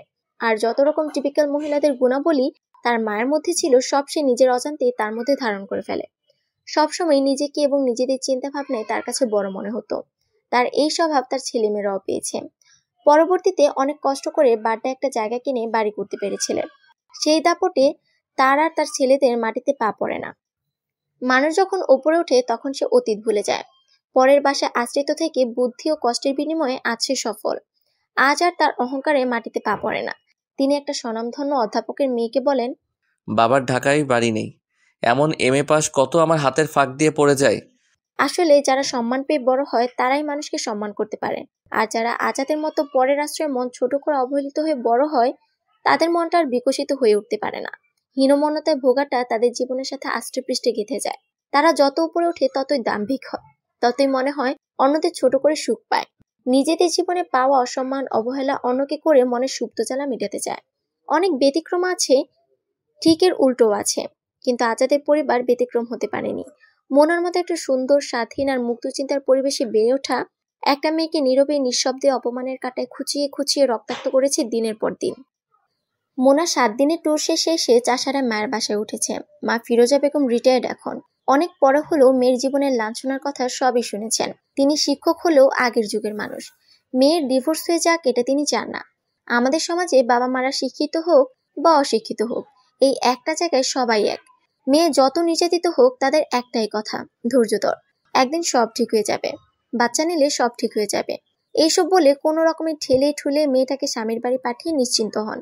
বাবা মায়ের এই আশ্রয়টুকু না পাওয়ার কারণে কত মেয়ের যে অপমৃত্যু হয়, কত মেয়ে যে জীবনমৃত্যু হয়ে বেঁচে থাকে তার কোনো পরিসংখ্যান নেই। বিকেলে 2 মা মেয়ে চা নিয়ে বসেছে। ফিরোজা বেগম বলছেন, তুই তোর ফ্ল্যাটে চলে যাচ্ছিস যা। আমার মনে হয় ডিভোর্সে যাওয়ার দরকার নাই। এই বয়সে এসে সবার কাছে প্রশ্নের সম্মুখীন হওয়ার কি দরকার? দেখবি হয়তো আজ আর তার ভুল বুঝতে পারবে। মোনা হাত তুলে থামিয়ে দিয়ে বলল, এই কথাটি তুমি আর একবারও বলবে না। 28 বছরে যার ভুল ভাঙেনি তার এখন ভুল ভাঙবে? আর ভাঙেই যদি, সে কি ফিরিয়ে দিতে পারবে আমার জীবনে 28টি বছরের সব না পাওয়া? মুছে দিতে পারবে দিনের পর দিন করে যাওয়া অসম্মানগুলো? তা কি আর হয় মা? প্রতিটা পা ফেলতে গেলেও আমার এক একটা কথা মনে আসে। জানো তুমি, সে আর তার মা বলে আমি নাকি শুয়ে বসে খাই, ঘরে এসি লাগিয়ে বেশি বিল তুলি, আমি নাকি কাগজের মতো টিস্যু ব্যবহার করি, আমি নাকি পানির অপচয় করি। প্রতিদিন অফিস থেকে এসে মুখ কালো করে একটার পর একটা ভুল ধরতে থাকে। এখানে লাইট জ্বলছে কেন, ওখানে ফ্যান ছাড়া কেন, টেবিলের ওপর লেবুর খোসা পড়ে আছে কেন, বাথরুমের সাবান শেষ হয়ে গেছে আরেকটা দেয়া হয়নি কেন, সিঁড়িতে ময়লা কেন, তারপর খেতে বসে তরকারিতে এত তেল কেন, কখনো এত ঝাল কেন, মাছ এত বেশি রান্না হয়েছে কেন, দুধ বলক এসে পড়ে গেল কেন, এই যে এত কেন কেন, ভাত নরম হয়েছে কেন। কাজের মেয়েকে দিয়ে আমাকে কথা শোনায়, বলে মেয়ে মানুষকে নাকি থাপ্পড়ের ওপর রাখা দরকার। তুমি চিন্তা করো, সে আমাকে মিন করে কথাগুলো বলে, আর তুমি তার হয়ে ওকালতি করছো। আমার বাবা আমার মাথার ওপর থাকলে আমি এতদিন অপেক্ষা করতাম না। না রে, আমি তার পক্ষে বলছি না। বলেছি আমাদের সমাজে ডিভোর্সি মেয়েদের কেউ ভালো চোখে দেখে না। মোনা রেগে গিয়ে বলল, এই যে আমরা এই চিন্তাটা করি বলেই পুরুষগুলো লাইফ পেয়ে যায়। এই চিন্তাটা আমাদের বদলাতে হবে। আমার এই পুরো জীবনের যন্ত্রণা কি সমাজ ফেস করেছে? সে আমাকে মেরে কেটে টুকরো করে ফেলে সমাজে গিয়ে আসবে? আসবে না। তখনও দূর থেকেই বলবে নিশ্চয়ই মেয়েটার কোনো দোষ ছিল। আমি এসব কেয়ার করি না। সারাদিন কলেজে পড়িয়ে সন্ধ্যার পর ছাত্র পড়িয়ে তার এই হাজার কেন জবাব দিতে আমার প্রাণ ওষ্ঠাগত। একটা সময় ছিল সে আসার সময় অপেক্ষা করে থাকতাম, তারপর থেকে দরজা লাগিয়ে বসে থেকেছি। ছেলের বউ এসেছে 6 মাস হলো, সে এখন তার সামনে উল্টাপাল্টা কথা বলে। সেদিন নাস্তার টেবিলে বলছে, বুঝলে বৌমা, তোমার শাশুড়ি হচ্ছে নারীর জাগরণের নেত্রী, তুমি আবার ঢোলে ভিড়ো না। তার মা ঘুরে ঘুরে আগুনে ঘি ঢালেন। সে পোলাকেও আমার বিরুদ্ধে লাগিয়ে দিতে চেয়েছিল জানো। ও বুদ্ধিমতী মেয়ে বলে সব বুঝতে পেরেছে। কেন তোমার মনে নেই? আতিক বড় হবার পর আতিককেও আমার ব্যাপারে উল্টাপাল্টা বলে আমার কাছ থেকে সরাতে চেয়েছে। আমি মাফ করবো এদেরকে? অসম্ভব। আর একদিন তার মা বলছে, তোমার মাস্টারনির শাশুড়ির পাল্লায় পড়ো না, তাহলে সংসার শেষ। তাহলে তুমি বলো এসবের মধ্যে থাকা চাই? হ্যাঁ, আমি ডিভোর্স না দিয়েও পারতাম, কিন্তু এটা আমার সারা জীবনের অপমানের প্রতিশোধ। এটা না নিলে আমি শান্তি পাবো না। যুগে যুগে একই ঢোল পেটানো হচ্ছে মেয়েদের ত্যাগ করতে হয়।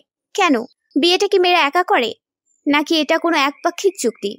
তাহলে ত্যাগ দুজনে কেন করবে না?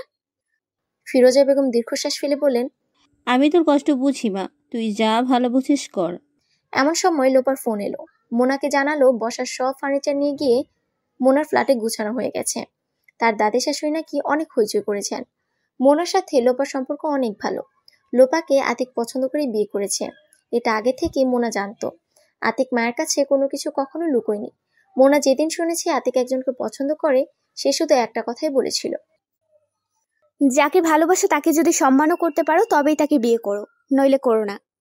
আমরা অনেক সময় চোখের ভালো লাগা কিছু সুপ্ত হিসেব নিকেশ মিলিয়ে একটা সম্পর্ক তৈরি করি, যাকে ভালোবাসা ভেবে ভুল করি। আসলে জিনিসটা তা না। ভালোবাসা হচ্ছে বন্ধুত্ব, সম্মান আর মমতার মিশেলে তৈরি একটা শক্ত আবেগময় অনুভূতি। এই অনুভূতি যদি তোমাদের ভেতরে সৃষ্টি হয় তবেই বিয়ে করবে। লোপাও আতিকের কাছ থেকে শুনেছিল কথাগুলো। সেই থেকে তার শাশুড়ির প্রতি একটা অন্যরকম শ্রদ্ধাবোধ কাজ করে। বিয়ের পর লোপা যখন এ বাড়িতে প্রবেশ করলো, তখন মোনা তাকে জড়িয়ে ধরে ঘরে তুলেছিল। রাতে শোবার আগে লোপার ঘরে ঢুকে পাশে বসে হাতটি বাড়িয়ে দিয়ে বলেছিল, আজ থেকে আমরা দুজন বন্ধু, রাজি? লোপাও অভিভূত হয়ে হাতটি আঁকড়ে ধরে বলেছিল, রাজি। আতিক তার বাবার অনুমতি নিয়ে বাসায় লোক ঢুকিয়েছেন। আজাদ একটা কথাও বলেনি, দরজা বন্ধ করে বসেছিল। লোপা আর আতিক তাকে বলে বের হয়ে গেল বাসা গোছাতে। আজাদ বুঝতে পারলো আজ আর তার জায়গা কোথাও নেই। স্ত্রী, ছেলে, ছেলের বউ কোথাও না। আসলে দিন শেষে মানুষের অবলম্বন স্ত্রী, ছেলে, মেয়েই তো। জীবনের পরিপূর্ণতা তো এখানেই। সে যে এই বন্ধন সৃষ্টি করতে পারেনি, নিজ হাতে দিনের পর দিন নিজেকে বিচ্ছিন্ন করেছে, আজ কি করে শতচ্ছিন্ন সম্পর্ক জোড়া লাগবে? তার কোনো পথ আছে কি? অনেকটা আনমনে ডায়েরিটা হাতে নেয় আজাদ। পৃষ্ঠা উল্টালে চোখে পড়ে, আজ নিজেকে নিজে প্রশ্ন করে দেখো তো, তুমি আমার সাথে যা করেছো এর বিনিময়ে তুমি কি পেয়েছো? তুমি আমার ভালোবাসা হারিয়েছো, আমার কাছ থেকে সম্মান হারিয়েছো, সহমর্মিতা হারিয়েছো। আমি তো মনে করি বউয়ের কাছ থেকে যে এই জিনিসগুলো পায় না সে অতি বড় দুর্ভাগা। বউকে যে বিপদে পাশে পায় না সে অভাগা। আজ তোমার ভাঙা সংসারের পূর্ণতা তোমার মা দিতে পারবে? মা একটা সুসজ্জিত সংসারের মধ্যমণি হয়ে থাকতে পারে। আজ তোমার শূন্য সংসারে তার স্থানটা কোথায়? মেয়েদের একটা সাইকোলজিক্যাল সমস্যা হয়ে থাকে ছেলেদের বিয়ের পরে, সেটা হলো আমার ছেলে হাতছাড়া হয়ে গেল, আর বোধ হয় আমাকে ভালোবাসবে না, আমি বোধ হয় সব হারালাম।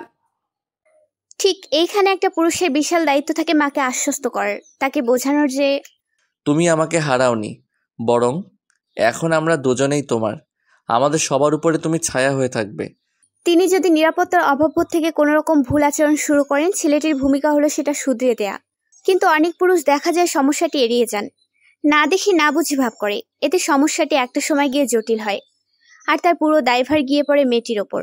বউ ভালো না, কিছু ম্যানেজ করতে পারে না। আসলে এই ব্যর্থতা ছেলেটির। মূল সমস্যাটি কারোরই চোখে পড়ে না। কিছু পুরুষ আছে বউকে অসম্মান অবজ্ঞা করে মাকে বোঝানোর চেষ্টা করে মাই সব, বউ গেলে বউ পাওয়া যাবে। তারা বোঝে না এইরকম মানসিকতা নিয়ে দাসী পাওয়া যায়, বউ পাওয়া যায় না। আমি ভাবি তুমি বিয়ে না করে একজন আজীবনের জন্য দাসী নিয়োগ দিলে না কেন? বিয়ে করা বউ তো দাসী হতে পারে না, যার ঘুমানোর বা বিশ্রামের স্বাধীনতা নেই, আত্মপক্ষ সমর্থনের স্বাধীনতা নেই, যার মত প্রকাশের স্বাধীনতা নেই, অন্যায়কে অন্যায় বলার স্বাধীনতা নেই। সে কি স্ত্রী, নাকি সেই পুরনো আমলের দাসী? ময়নাও মাঝে মাঝে তেজ দেখিয়ে বলতে পারে, আমি আপনাদের কাজ করব না, বিদায় করে দেন। কিন্তু এই কথাটি আমি বলতে পারিনি সম্মানহানির ভয়ে। একটা কাজের লোকের চেয়ে স্বাধীনতা কম ছিল আমার। কোনো জিনিস নিজে ইচ্ছে মতো সাজানোর অধিকার ছিল না আমার। তুমি বলে দিয়েছিলে যেটা যেভাবে আছে সেভাবে থাকবে। আমার ঘরটা ছিল একদম চারিদিক বন্ধ একটা জায়গায়। তোমার ভালো না লাগলে তুমি আলাদা ফ্ল্যাট নিয়ে থাকো গিয়ে। তোমাদের শোকেসে পুরনো সব প্লাস্টিকের ফুল হাবিজাবি দিয়ে ভরা। আমি ওগুলো ফেলে দিয়ে গুলশান ডিসিসি থেকে কিছু ঘর সাজানোর জিনিসপত্র নিয়ে এলাম। তোমার মা আমাকে কিছুই বললেন না। তোমাকে গিয়ে কি বললেন? তুমি এসে আমার এত শখ করে কেনা ফুলদানিগুলো ছুঁড়ে ফেলে দিলে। বললে আমি নাকি তোমার মাকে অপমান করেছি। ওসব নাকি তার পুরনো স্মৃতি ছিল। আমি ওগুলোর মূল্য দেইনি। তোমার বাজে ব্যবহারে আমি হতভম্ব হয়ে গিয়েছিলাম। আমাকে কথাগুলো বুঝিয়ে বললেই হয়ে যেত। সেখানে সবার সামনে তুমি আমাকে অপমান করলে। আমার ছেলে দুটো মুখটা ছোট করে করুণ দৃষ্টিতে আমার দিকে তাকিয়েছিল। ময়নাও রান্নাঘর থেকে দৌড়ে দেখতে এসেছিল কি হয়েছে। সেদিন মনে হয়েছিল এই বাসায় ময়নারও করুণার পাত্রী আমি। আমি বারবার বুঝতে পারছিলাম তোমার মা তোমাকে বোঝাতে পেরেছেন যে আমাকে বিয়ে করে তুমি ঠকেছ। তারই বহিঃপ্রকাশ ঘটছে দিনের পর দিন। আমার দুটো ছেলের শুকনো ছোট করুণ মুখগুলো আমার প্রায় বেরি হয়ে আছে। তাই প্রচণ্ড ঘৃণা আর অভক্তি নিয়ে আমি পড়ে রইলাম শুধু ওদের মানুষ করার আশায়। মা আর বউয়ের মধ্যে যে পুরুষ ভারসাম্য বজায় রেখে চলতে পারে না, মাকে খুশি করার জন্য যে সব সময় বউকে অবজ্ঞা করে, সে অতি নগণ্য পুরুষ। তাকে কাপুরুষ বলে কম বলা হয়। মানুষের জীবনে মা যেমন দামি, বউ তেমনি। ধর্মত এবং আইনত একটা মেয়ের দায়িত্ব নেওয়া মানে তার শরীর ভোগ করার এবং সংসারে খাটানোর অধিকার পাওয়া নয়। এই দায়িত্ব নেওয়ার মানে হলো সুখ দুঃখে, সুদিনে দুর্দিনে, সর্বাবস্থায় দুটি আত্মার এক হয়ে যাওয়া। একজনের পাশে আরেকজন দাঁড়িয়ে হাতটি বাড়িয়ে বলা, আমি আছি তো, ভয় কি? এই দুজনকে সমান পাল্লায় যে রাখতে পারবে না, তার বিয়ে করার প্রয়োজন আছে বলে আমি মনে করি না। আজ তোমার ছেলেকে দেখো, অনেক কিছু শিখতে পারবে। সারা জীবন অবজ্ঞা করে বলে এসেছ ছেলে দুটো মায়ের মতো হয়েছে। আজ আমি গর্বিত আমার ছেলে দুটো আমার মতো হয়েছে। তবে তোমার মায়েরও গর্ব করা উচিত, তোমরাও তারই মতো হয়েছ। ডায়েরিটা পড়ে শেষ করো। কোর্টে এসে কিছু বলতে চাইলে কাজে দেবে। সন্ধেবেলায় আতিক অফিস থেকে ফিরে ফ্রেশ হয়ে ডাইনিংয়ে বসলো। এখন এই বাসার সহকারী হাসুরমা, আরেকজন ছোটা সহকারী আছে হাসিনা। সে দিনের বেলায় এসে কাটা বাছা, কাপড় ধোয়া, ঘর মোছা ইত্যাদি করে যায়। হাসুরমা সিঙ্গারা ভাজছিল। এর মধ্যে লোপা এসে গরম গরম নুডলস বেড়ে দিল। আতিককে আর মনিরা বেগমকে ডেকে নিয়ে এলো। মনিরা বেগম এসে বসে একটা ভুল দেখে ফেলেন।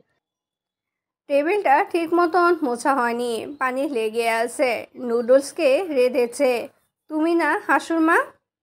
লোপা শান্ত স্বরে জবাব দিল। মনিরা বেগম বিরস মুখে বললেন, তাহলে আর ও মুখে দেওয়া যাবে না।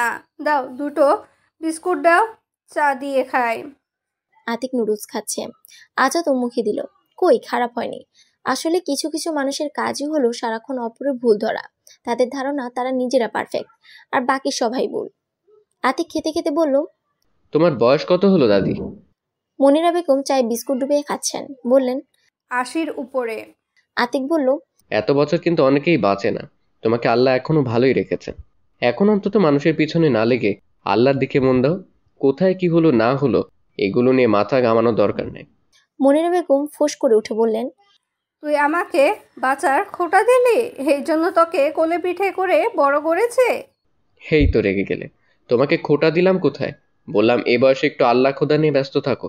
সংসার তো অনেক দেখলে। এমন সময় কলিং বেল বাজলো। আতিক দরজা খুলে দেখলো তার চাচা শাহেদ আর চাচি এসেছে। তারা 3 তলায় থাকে। মাঝে মাঝে খাবার দাবার পাঠিয়ে দায়িত্ব পালন করে। আর শাহেদ মায়ের সাথে তার যত রকম নেগেটিভ আলোচনায় সক্রিয় অংশগ্রহণকারী। আজাদ নিজেও শুনেছে কয়েকদিন, না শোনার ভান করেছে। আজ কেন জানি তার বিরক্ত লাগছে।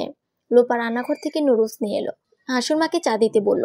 শাহেদকে নুডলস বেড়ে দিচ্ছে লোপা। শাহেদ আতিককে উদ্দেশ্য করে বলল, তোরা নাকি উত্তরা চলে যাচ্ছিস? সেদিন তো সব পানিসার গেল দেখলাম। হ্যাঁ। কেন? এখানে নিজের বাড়িতে সমস্যা কি? আতিক অনেক আগে থেকে একে পছন্দ করে না। তার মাকে নিয়ে নানা রকম কুটকাচাল করাতে দাদির সাথে তার অংশগ্রহণ ছিল, তাই নীরবে তাকে অ্যাভয়েড করত। এখনো মাঝে মাঝে লোপাকে নিয়ে ঘুরিয়ে পেঁচিয়ে টুকটাক শোনায়। আতিক চায়ে চুমুক দিতে দিতে বলল, ওটাও নিজের বাসা।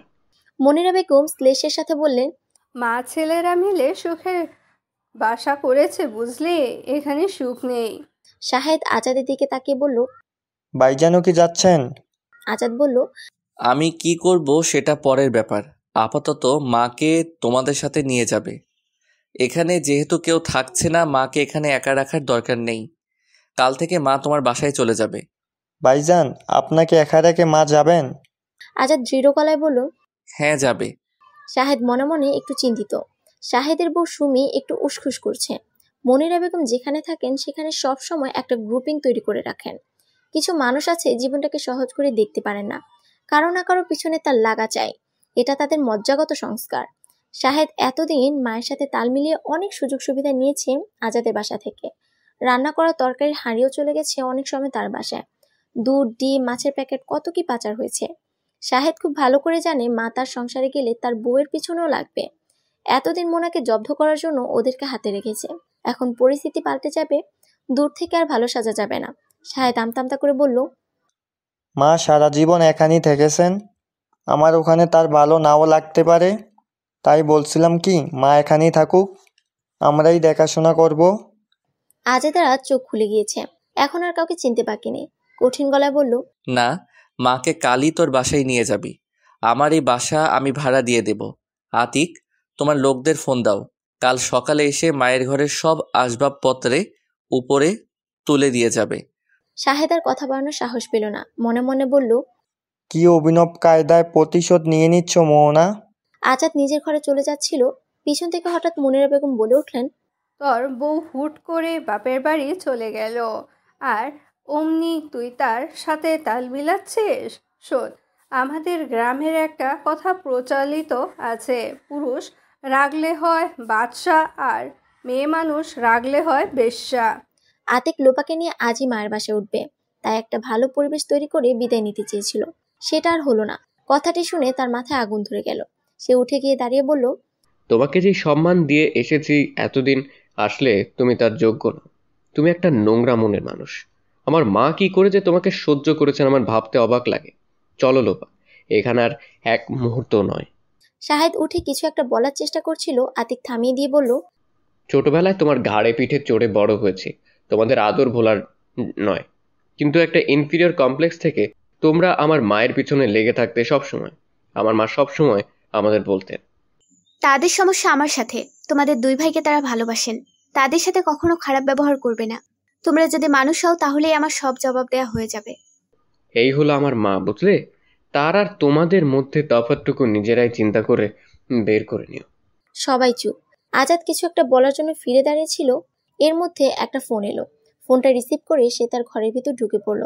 আতিক আর লোপা বের হওয়ার আগে আজাদকে বলতে গেল। আজাদ ফোন রেখে চুপ করে বসে আছে। আতিকের আজ খুব খারাপ লাগছে। এই বাবাকে বোঝার বয়স হবার পর থেকে আপন ভাবতে পারেনি, সবসময় এড়িয়ে চলেছে। বাবাও সবসময় বলতো, তোমরা তো তোমাদের মায়ের ছেলে, আজ তাকে ছেড়ে যেতে কেন জানি কষ্ট হচ্ছে, এটাই বোধহয় রক্তের টান। আতিক আজাদের পাশে বসে বলল, তোমাকে রেখে যেতে কষ্ট হচ্ছে বাবা, মার সাথে রাগ করে তুমি আমাদের কখনো আমার ছেলে বলনি। আমার একটা প্রতিজ্ঞা ছিল, আমার মাকে একদিন আমি তোমার অবহেলা অসম্মান থেকে দূরে সরিয়ে নেব। আজ সেই দিন এসেছে, যাই বাবা। বলে আতিক কেঁদে ফেলল। আজাদ ছেলের পিঠে হাত রেখে বলল, তুমি যা করছো ঠিকই করছো, মন খারাপ করো না, আমার এটাই পাওনা ছিল। আতিক চোখ মুছে বলল, তারিক দূরে গিয়ে বেঁচে গেছে বাবা, এই কঠিন কাজটি তাকে করতে হয়। আজাদও চোখ মুছল, কঠিন পাষাণ ভেদ করে যেন এক বিন্দু জলের ছোঁয়া। ছেলের হাত ধরে বলল, তুমি কি জানো তোমার মা আমাকে ডিভোর্স দিচ্ছে? জানি। এইমাত্র মোনার উকিল ফোন দিয়েছিল, আগামী মাসের 30 তারিখে আমাকে কোর্টে থাকতে বলেছে। আতিক আজাদের মুখের দিকে তাকিয়ে যেন অন্য কাউকে দেখল। এই যেন তাদের সেই চিরচেনা বাবা নয়, যে কিনা কিছু হলেই আঙুল উঁচিয়ে তার মাকে বলতো, তোমার এখানে না পোষালে তোমার ছেলেদের নিয়ে চলে যাও। মনটা ভেতরে ভেতরে গুমড়ে কাচ্ছে যেন। পরক্ষণে মনে হলো আজ যদি তার মা আগের মতোই মুখ বন্ধ করে সব মেনে নিত, তাহলে এই আজাদ আগের আজাদেই থাকতো। আজ যদি মোনা এত বড় একটা প্রতিবাদী সিদ্ধান্ত না নিত, এই আজাদের মানসিকতা এতটুকু বদলাতো না। তার চেয়েই ভালো, যার যা পাওনা তাই পাওয়া উচিত। আতিক শান্ত গলায় বলল, এটা মা আর তোমার ব্যাপার, আমার এখানে বলার কিচ্ছু নেই। আজাদ দীর্ঘশ্বাস ফেলে বলল, বুঝেছি, অবশ্য তোমাদেরও কোনো দোষ নেই, যাচ্ছ যাও, ভালো থেকো। নিচে নেমে গাড়িতে বসে আতিকের চোখ দিয়ে ঝরঝর করে পানি পড়ছে, আর মনে মনে ভাবছে আজ প্রতিষ্ঠিত অবস্থায়ও সে কি রকম দোটানায় পড়ে গেছে। একদিকে মা, আরেকদিকে বাবা। আতিক আজ উপলব্ধি করলো এজন্যই মা তাদের ছোটবেলায় এই সিদ্ধান্তটি নেননি। কচি মন এই বিচ্ছেদের কষ্ট হয়তো সহজে নিতে পারতো না, হয়তো বিভ্রান্ত হয়ে যেত মন। এই জন্যই মা সারাক্ষণ বলতেন, খুব ভালো মতো পড়াশোনা করবে, বাবা কি করলো না করলো এ নিয়ে মন ছোট করবে না। সব সময় মনে রাখবে তোমাদের মা আছে সাথে। এই কথাগুলি কি যে অনুপ্রেরণা দিত দুই ভাইকে। মা অসংখ্য কষ্ট সহ্য করে গেছে, তবু তাদেরকে অপরিণত বয়সে এত বড় মানসিক চাপ দিতে চায়নি, যার মুখোমুখি আজ সে হয়েছে। মা উকিল নোটিশ পাঠিয়েছে। পরিস্থিতি যেদিকে যায় যাক, মায়ের শান্তির জীবন সবকিছুর ঊর্ধ্বে। আতিকার লোপা চলে যাওয়ার পর আজাদ মোনার মায়ের বাসায় ল্যান্ডলাইনে ফোন দিল। ফিরোজা বেগম ধরলেন। আজাদ সালাম দিয়ে জিজ্ঞেস করলো, কেমন আছেন আম্মা? ফিরোজা বেগম একদম প্রস্তুত ছিলেন না, একটু থমকে গেলেন। সামনে নিয়ে বললেন, ভালো আছি। তা এত রাতে কি মনে করে? মোনার সাথে একটু কথা বলতে চাচ্ছি আম্মা। ও বোধহয় শুয়ে পড়েছে, আমি দেখছি। কতক্ষণ পর ফোন ধরে বললেন, ও তোমার সাথে কথা বলবে না। আম্মা একটা কথা বলি, মোনা যে উকিল নোটিশ পাঠিয়েছে আপনার কি কিছুই বলার নেই? ফিরোজা বেগম শান্ত অথচ দৃঢ়স্বরে বললেন, আমার কি কখনো কিছু বলা ছিল বাবা? তুমি যে আমার মেয়েকে দিনের পর দিন মানসিকভাবে নির্যাতন করে গেছো, আমি সব জেনেও কিছু বলতে পেরেছি না। একদিন তোমার মায়ের সাথে কথা বলতে গেলাম, উনি আমাকে বললেন আমি নাকি বেয়াদব মেয়ে পেটে ধরেছি, শিক্ষা দীক্ষা কিছু দেয়নি। তোমাকে একটা প্রশ্ন করি, আমার মেয়ে কখনো কি তোমার মায়ের সাথে ঝগড়াঝাটি করেছে? না। তাহলে আমার মেয়ে বেয়াদব হলো কি করে? জবাব নেই, তাই তো? সে সব হজম করে শুধু তোমার মুখের দিকে চেয়েছিল একটু পাশে পাওয়ার আশায়, একটু ভালোবাসার আশায়। তুমি কি তা দিতে পেরেছো?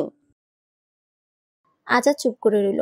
ফিরোজা বেগম বলতে থাকলেন, শাশুড়ি হিসাবে বিন্দুমাত্র সম্মান আমাকে দাওনি তুমি। হাজার হাজার ছেলে মেয়ে আমার হাতে মানুষ হয়েছে, আর তুমি আমাকে বলেছো আমি নাকি আমার মেয়েকে শুধু ডিগ্রি দিয়েছি, শিক্ষা দিতে পারিনি। এখন আমার শিক্ষাহীন মেয়ে কি করবে না করবে সেটা তার ব্যাপার। ও ঘুম থেকে উঠলে কালকে তার সাথে কথা বলে নিও। এখন রাখছি। আজাদ ভালোভাবে বুঝতে পারলো মোনা জেগে আছে। মনিরা বেগম রাতে খাওয়ার জন্য ডাকলেন। আজাদ খাবে না বলার পরও এসে পিড়াপিড়ি করতে লাগলেন। মনিরা বেগম জানেন মোনা আলাদা হয়ে যাচ্ছে, ডিভোর্সের কথাটা উনি এখনো জানেন না। আজাদ শুয়েছিল, উঠে বসে বলল, তখন যে কথাটি বললে পুরুষ রাগলে হয় বাদশা আর মেয়ে মানুষ রাগলে হয় বেশ্যা, ওই মুহূর্তে মোনার উকিল ফোন দিয়েছিল, তাই তোমাকে জিজ্ঞেস করতে পারিনি। তোমাদের গ্রামের প্রচলিত কথা, এই কথাটি বলতে তোমার লজ্জা করলো না? তুমি একটা মেয়ে হয়ে আরেকটা মেয়েকে কিভাবে এ ধরনের কথা বললে? তোমার এসব অন্যায় কথাকে প্রশ্রয় দিতে গিয়ে আজ আমি বউ বাচ্চা সব হারাচ্ছি। কি লাভ হয়েছে মা তোমার এসব পলিটিক্স করে? কি পেয়েছ? তোমার জন্য আমাদের ডিভোর্স হয়ে যাচ্ছে। এবার খুশি তো?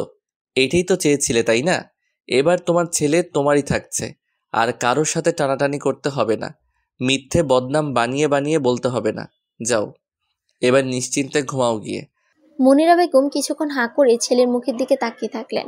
তারপর মাথা নিচু করে হেঁটে চলে গেলেন নিজের ঘরে।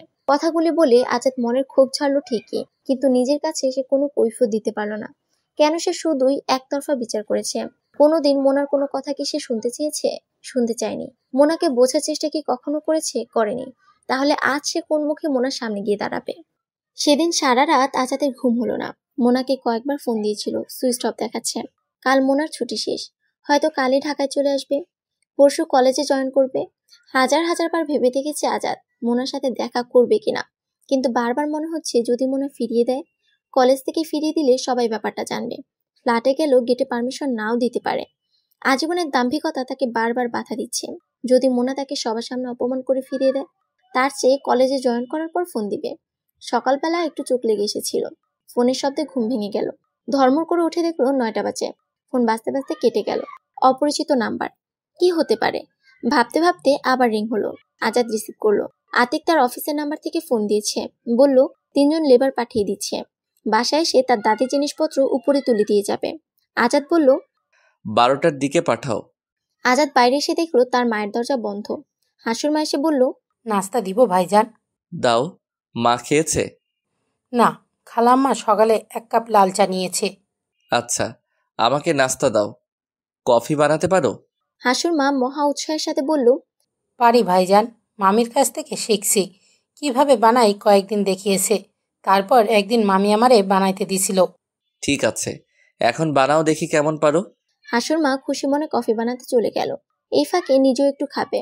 আসলে আগের দিনের মানুষগুলো কিপটেই হয়, মনে মনে বলছে হাসুর মা। লোপা মামি 2 দিন নিজের খাওয়ার সময় কফি খাইতে দিছে, তাই দেখা খালা আম্মা কত কথা শোনাইল। মামিরে বলল, কাজের লোকেকে কাজের লোকের মতোই রাখবা, এদের লাই দিলে মাথায় ওঠে। আমরা কাজের লোক বলে কি মানুষ না? আমাদেরও তো শখ স্বাদ আছে। মোনা ভাবি নিজেরাই যা খায় তাই দিয়েই নাস্তা দেয়, আর খালা আম্মা 2-3 দিনের যত বাসি খাবার আছে তা খাইতে দেয়। এত বছর কাজ করি, তাও তার মায়া হয় না। মোনা ভাবি লুকিয়ে লুকিয়ে ভালো খাবার দিত। লোপা মামি অবশ্য এত ভয় পায় না, খালা আম্মার সামনেই এটা সেটা দিয়ে দেয়, কিছু বললেই বলে দেয় ওরা গরিব মানুষ, আমরা ভালো মন্দ খেতে না দিলে ওরা কোথায় গিয়ে খাবে দাদি? আসলে আজকালকার মেয়েদের দিল বড় হয়। এটা হাসুরমার মনের কথা। মনে মনে এসব বলতে বলতে কফি বানানো শেষ করে হাসুরমা আজাদের মগ ভরে নিজের জন্য ছোট একটা কাপে একটুখানি ঢেলে রাখে। আজাদ চুমুক দিয়ে বলে, বেশ ভালোই তো বানিয়েছ। হাসুরমা খুশি মনে রান্নাঘরে ঢুকে যায়। খালা আম্মা ঘর থেকে বের হওয়ার আগেই কফি শেষ করতে হবে, দেখে ফেললে আর রক্ষা নাই। আজাদ কফি খেতে খেতে মেল চেক করছে। এই সপ্তাহেই একটা কোম্পানি থেকে জব কনফার্ম করার কথা। গত 2 দিন মেল খুলেনি আজাদ। আজ দেখলো অনেক কিছু জমে আছে, তার মধ্যে তার চাকরির কনফার্মেশন লেটারটাও আছে। সিএফও হিসেবে নবায়নযোগ্য চুক্তিতে 1 বছরের জন্য নিয়োগপ্রাপ্ত হয়েছে আজাদ। সে অবশ্য 3 বছরের জন্য আবেদন করেছিল। যাই হোক, তবুও খুশি সে। এই মুহূর্তে খবরটি তার মোনাকে জানাতে খুব ইচ্ছে করছে। নিজের অজান্তে একটা দীর্ঘশ্বাস বেরিয়ে এলো। কদিন পর যার সাথে আর কোনো সম্পর্কই থাকবে না, তাকেই কেন এখন জানাতে ইচ্ছে করছে? অথচ কোনো কাজ সে কখনো মোনাকে জানানোর প্রয়োজন মনে করতো না। একদিন সাহেব কিছু লোক নিয়ে ড্রয়িং রুমে ঢুকে সোফা সরানো শুরু করলো। মোনা জিজ্ঞেস করার পর বলল, ভাইজান বলেছে পুরনো সোফা চেঞ্জ করতে। ওয়াল ক্যাবিনেট হবে, ঘরের লোক ঢুকে কাজ শুরু করেছে। মোনা জানে না ছাদের লোক গিয়ে গাছ লাগানোর কাজ চলছে। মোনা তাও জানে না। তারপর থেকে কোনো কিছুতেই মোনা কখনো নাক গলেনি। আজ তার চাকরি হলো কি হলো না তাতে মোনার কি এসে যায়? মনিরা বেগম এতক্ষণে ঘর থেকে বের হলেন। যেন কোনো রকম অস্বাভাবিক কিছু ঘটেনি এমন ভাবে হাসুরমাকে ডেকে কি রান্না হবে বলে দিলেন। তারপর আজাদের কাছে এসে বসলেন। ঠান্ডা মাথায় বললেন, শোন বাবা, তোমাকে একটা কথা বলি, মন দিয়ে শোনো। আজাদ চুপ করে তাকিয়ে আছে মায়ের দিকে। তার মা বলছেন, আমরা সারা জীবন শুনে এসেছি মেয়ে মানুষ লাল শাড়ি পরে স্বামীর বাড়ি ঢোকে আর বের হয় সাদা কাফন পরে। 2 কলম পড়াশোনা করে এখানকার মেয়েরা ধরাকে সারা জ্ঞান করে। স্বামীকে তালাক দিবে এ কোনো ধারার মেয়ে মানুষ? তার জন্য তুই একেবারে হাল ছেড়ে দিয়েছিস। ডিভোর্স দিলে দিক, তোর কিসের অভাব? দরকার হয় তুই আরেকটা বিয়ে করবি। পুরুষ মানুষের আবার বয়স কি কোথায় আছে না? এক মুরগির জান থাকতে পুরুষ মানুষ বিয়ে করতে পারে। আর তুই ও দেখিয়ে দিবি, আর মানবি না। আজাদের এই মুহূর্তে কোনো তর্কে যেতে ইচ্ছে করছে না, মাথাও গরম করার ইচ্ছে নেই। চুপ করে মেল ঘাটাঘাটি করছে। আসলে কিছু মানুষ আছে, এদের জীবনে যত বিপর্যয় আসুক এরা বদলায় না। এদের বিবেক বোধ কখনোই জাগ্রত হয় না। এটা আসলে শিক্ষা অশিক্ষার ব্যাপার না। উনি কম শিক্ষিত তাই এরকম চিন্তাধারা তা নয়। আগেকার আমলে বেশিরভাগ মেয়েদের খুব অল্প বয়সে বিয়ে হয়ে যেত, পড়াশোনা শেষ করতে পারতো না। কম শিক্ষিত মহিলাই ছিলেন বেশি, অথবা কোনো রকম নামটি লিখতে জানেন। এরকম অনেক মহিলা ছিলেন যাদের জ্ঞান বুদ্ধি মানবিকতা মানসিকতা ছিল অসাধারণ। চিন্তা চেতনায় প্রজ্ঞায় তারা কোনো দিক দিয়ে কম ছিলেন না। এই জিনিসগুলি রক্তের ভিতরে প্রবাহিত হয় বংশ পরম্পরায়। আবার অনেক শিক্ষিত মহিলাও আছেন যারা মনিরা বেগমের মতোই সংকীর্ণ মনা। তাদের ধমনীতে এই জিন প্রবহমান। তারা কখনোই বদলায় না। তারা কখনোই সংকীর্ণতার ঊর্ধ্বে উঠে নিজের ভুলটা স্বীকার করতে পারে না। তাই আজাদের মা বলেই যাচ্ছেন, ছেলেগুলো হয়েছে নেমখারাম, একবারও তোর কথা ভাবলো না। না ভাবে না ভাবুক, তোরও তাদের নিয়ে ভাবার দরকার নেই। তুইও নতুন করে তোর জীবনের চিন্তা কর। তোমার বয়স হয়েছে, 2 দিন পর আমি অফিসে চলে যাব। তোমার একা বাসায় থাকা ঠিক হবে না। তুমি শাহিদের কাছে চলে যাও। হাসুর মা যদি মোনার কাছে যেতে চাই যাক। আমি দারোয়ানকে বলে রেখেছি, একজন বাবুর্চি ঠিক করে দেবে। মনিরা বেগম হাল ছাড়লেন না, বললেন, তোকে না বললাম বাবা, হতাশ হবি না। হতাশ হওয়া পুরুষ মানুষের কাজ না। তারপর ক্ষোভের সাথে বললেন, তুই কি তাকে মেরেছিস না কেটেছিস নাকি খেতে দিসনি? পুরুষ মানুষ একটু রাগ থাকতে হয় সংসার করতে গেলে, তাই বলে সংসার ছেড়ে চলে যেতে হবে?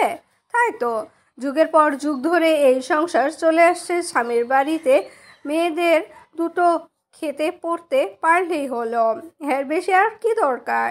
পুরুষ মানুষের অন্যায় অযৌক্তিক রাগ হজম করে কলের পুতুলের মতন মর্যাদাহীন জীবনযাপন করতে করতে কখন যে তাদের আত্মীয়টি মরে যেতে তারা মোটেও টের পেত না। কুয়োর ব্যাঙ এর মতন কুয়োকেই সমুদ্র জেনে তারা জীবন পার করেছে। মুক্তির চিন্তা কখনো তাদের মাথায় আসতে দেওয়া হয়নি, তাই তারা যা পারেনি সেটা অন্য কেউ পারতে দেবে না। কোনো মেয়ে মাথা তুলে দাঁড়াতে গেলে দেখা যায় মেয়েরাই তাদের পিছনে লাগে বেশি। তাদের কথা হলো, আমরা করিনি, আমরা পারিনি, আমরা কি সব ছেড়ে দিয়েছি। তাদের প্রশ্নের উত্তরটা হলো, তোমরা ছিলে আত্মহীন মেয়ে মানুষ, আর এখনকার মেয়েরা মানুষ। তাদের প্রতিবাদ করার এবং মাথা উঁচু করে বাঁচবার সামর্থ্য আছে। আজাদ দীর্ঘদিন একটা কর্পোরেট জব করেছে, অনেক হাই প্রোফাইল মানুষের সাথে মিশেছে, তাদের জীবনযাত্রা দেখেছে। আজ যখন নিজের জীবন পর্যালোচনায় বসেছে, তখন সে তার ভুলগুলি একেবারে অস্বীকার করতে পারছে না। আজ তার মনে হচ্ছে, আমার জীবনটাও তো তাদের মতো হতে পারতো। আজাদের আজ মনে পড়ছে মোনাকে নিয়ে যখন অফিসের কোনো প্রোগ্রামে যেত, মোনার মিশুকে স্বভাবের জন্য সে সবার সাথে গল্পগুজবে মেতে উঠত। সিনিয়র জুনিয়র সবার সাথে সে মিশে যেত। এ নিয়ে আজাদ কয়েকবার বলেছে, তুমি একজন হাই অফিসিয়ালের স্ত্রী, তুমি একটা ভাব নিয়ে থাকবে, সবার সাথে তো ফ্রি হওয়ার দরকার কি? মোনা বলেছিল, এটা কেমন কথা? সবাই পরিচিত হতে আসে, তোমার স্ত্রী বলেই সম্মান করে গল্প করতে আসে, এতে সমস্যা কি? আজাদ রেগে গিয়ে তার ছেলের সাথে বলেছিল, করো তো সামান্য একটা কলেজে চাকরি, এসব কর্পোরেট কালচার তুমি কি বুঝবে? এরপর থেকে মোনার কখনোই আজাদের কোনো অফিসিয়াল অনুষ্ঠানে যায়নি। এরকম শত শত ছোট্ট ছোট্ট ঘটনাগুলো দিনের পর দিন কখন যে দুজনের মাঝে এত কঠিন দূরত্বের সৃষ্টি করেছে তা বুঝতেও পারেনি সে, চেষ্টাও করেনি বোঝার। এসব কিছু মোনার অহংকার ভেবে ভেবে আরো বেশি তাচ্ছিল্য করেছে। আজ মোনাকে তার অনেক দূরের মানুষ মনে হয়। কতদিন তারা এক বিছানায় থাকেনি, কতদিন মোনার মুখের দিকে ভালো করে তাকিয়ে দেখেনি, কতদিন হাত দুটি ধরেনি, কতদিন প্রয়োজন ছাড়া একটু হেসে কথা বলেনি। বছরের পর বছর মোনা ঘরে নাস্তার দুপুরের খাবার পায় না। তার মা খোটা দিত, ম্যাডামের জন্য টেবিলে খাবার তৈরি রাখতে হয়, অথচ বাসার সহকারীর বেতন হতো মোনার টাকায়। মোনা কলেজে গিয়ে সকালের ক্লাস নিয়ে তারপর নাস্তা কিনে খেত। দুপুরেও ক্যান্টিন থেকে কিনে খেত মোনা। সকালে দুপুরে খায় না, তাও দোষ। ছেলেকে বলেছেন, তোর বউ টাকার গরম দেখায়, বাহিরে খায়। কাজের সহকারী মেয়েটা মোনার টিফিন গুছিয়ে দিত, তাই মেয়েটাকে সকালে পাঠিয়ে দিত সিঁড়ি বা ছাদ ঝাড়ু দিতে, কখনো পাঠাতো গাছে পানি দিতে। একটা না একটা কাজে আটকে রাখতো। মোনা আজাদকে বলেছিল, সিঁড়ি ছাদ ঝাড়ু এগুলো যে কোনো সময় দেয়া যায়, সকালে নাস্তার সময়টা ওকে রান্নাঘরে রাখা যায় না? আজাদ জবাব দিয়েছিল, এটা মার ব্যাপার, তুমি কি সংসার দেখো যে তোমার কথা মতো হবে? তারপর থেকে মোনা 2 বেলা বাইরে খেত। আজাদ কখনো বলেনি কি খাও, কোথায় খাও। তার মা বলেছে টাকার গরম দেখায়, সেও তাই ধরে নিয়েছে। কত বিবাহ বার্ষিকী এসেছে গিয়েছে, কখনো একটু শুভেচ্ছা জানানো হয়নি। শরীর খারাপ হয়েছে, জ্বর হয়েছে, কখনো গায়ে হাত দিয়ে দেখেনি। এটা কি হওয়ার কথা ছিল? মোনা খুব হাসি খুশি মিশুকে মেয়ে ছিল, যা দেখে তাকে পছন্দ করেছিল আজাদ। তাহলে এমন কেন হলো? মোনার কাছে তার চাওয়ার ছিল অনেক কিছু, সেই চাওয়াটাকে সে মোনার উপর চাপিয়ে দিয়েছিল। তার চিন্তায় আসেনি চাপিয়ে দিয়ে কিছু পাওয়া যায় না, পেতে গেলে আগে দিতে হয়। কাউকে তার পাওনাটুকু দিয়ে পূর্ণ করলে তবেই না সে অন্যকে পূর্ণ করতে পারে। শূন্য মন নিয়ে মানুষ কখনোই কাউকে পূর্ণতা দিতে পারে না। মোনা কর্মক্ষেত্রে জয়েন করেছে। নারায়ণগঞ্জ থেকে ভোরে রওনা দিয়ে সরাসরি কলেজে সে লোপার সাথে কথা হলো। ঘরের কিছু জিনিসপত্র কিনতে হবে। লোপা অবশ্য প্রস্তাব দিয়েছিল আগের বাসায় এত এত জিনিসপত্র, তার থেকে কিছু নিয়ে আসলেই হয়। মোনা না করে দিয়েছে। যা কিছু মোনার নিজের কেনা সেগুলো শুধু লিস্ট করে দিয়েছিল লোপাকে। এর বেশি কিছু লোপা নেয়ও নি। প্ল্যান করা হলো বিকেলে কলেজ শেষ করে দুজন মিলে মার্কেটে যাবে। 11টার দিকে ক্লাস শেষ করে আসার পর পিয়ন চা বিস্কুট দিয়ে গেল। টুকটাক কিছু ফাইলের কাজ চেক করে মোনা চায়ে চুমুক দিতে দিতে মোবাইল হাতে নিল। কলেজে থাকলে মোবাইল সাইলেন্ট করা থাকে। দেখলো অনেকগুলি কল এসে আছে। একটা আতিকের, বাকি সবগুলো আজাদের। মেসেঞ্জারে 2টো মেসেজ। একটাতে আজাদ লিখেছে তার চাকরির খবর, আরেকটা মেসেজ একটু বড়, তাতে লেখা ছিল, জানি ফোন ধরবে না, তবুও দিয়েছিলাম। আমাদের দীর্ঘ বিবাহিত জীবনে আমরা দুজন 2 মেরুর বাসিন্দা ছিলাম, এটা সত্যি। আমরা কেউ কাউকে বুঝে চলার চেষ্টা করিনি, না আমি না তুমি।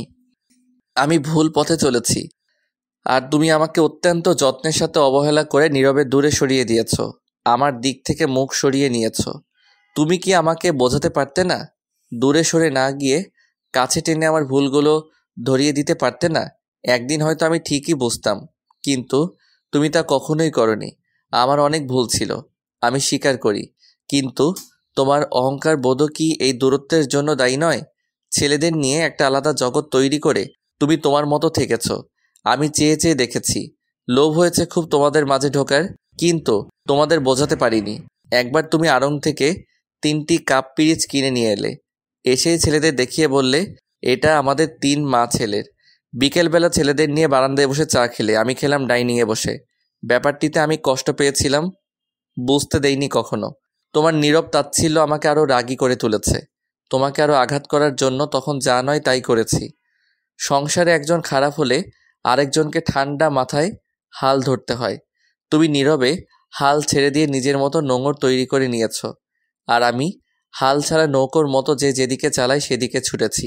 এর জন্য কি তুমি একটু দায়ী নও? আজও আরও একবার আমরা চিন্তা করে দেখতে পারি না? ভাঙার আগে আরেকবার। মোনা মেসেজটা পড়ে খুব গভীরভাবে তার সারমর্ম পর্যবেক্ষণ করতে লাগলো। মানে কি আজাদ বোঝাতে চাইছে এই পরিস্থিতির জন্য আমিও দায়ী? সত্যি কি তাই? আমি কি তাকে বোঝাতে পারতাম? সে কি শুনতো আমার কথা? আমি বোঝাতে গেলে কি সে আসলেই বুঝতো? কি জানি, হয়তো দিনের পর দিন আত্মসম্মান বিসর্জন দিয়ে হাতে পায়ে ধরতে থাকলে হয়তো কিছুটা পরিবর্তন হতো। সংসার টেকানোর জন্য আমাদের অধিকাংশ মেয়েই যা করে থাকে। মোনা কাজে মন দিতে পারছে না। শিক্ষকরা কেউ কেউ আসছে, 2-1টা কাজের কথা বলছে, সামনে পরীক্ষা, এ নিয়েও সবার সাথে বুঝতে হবে।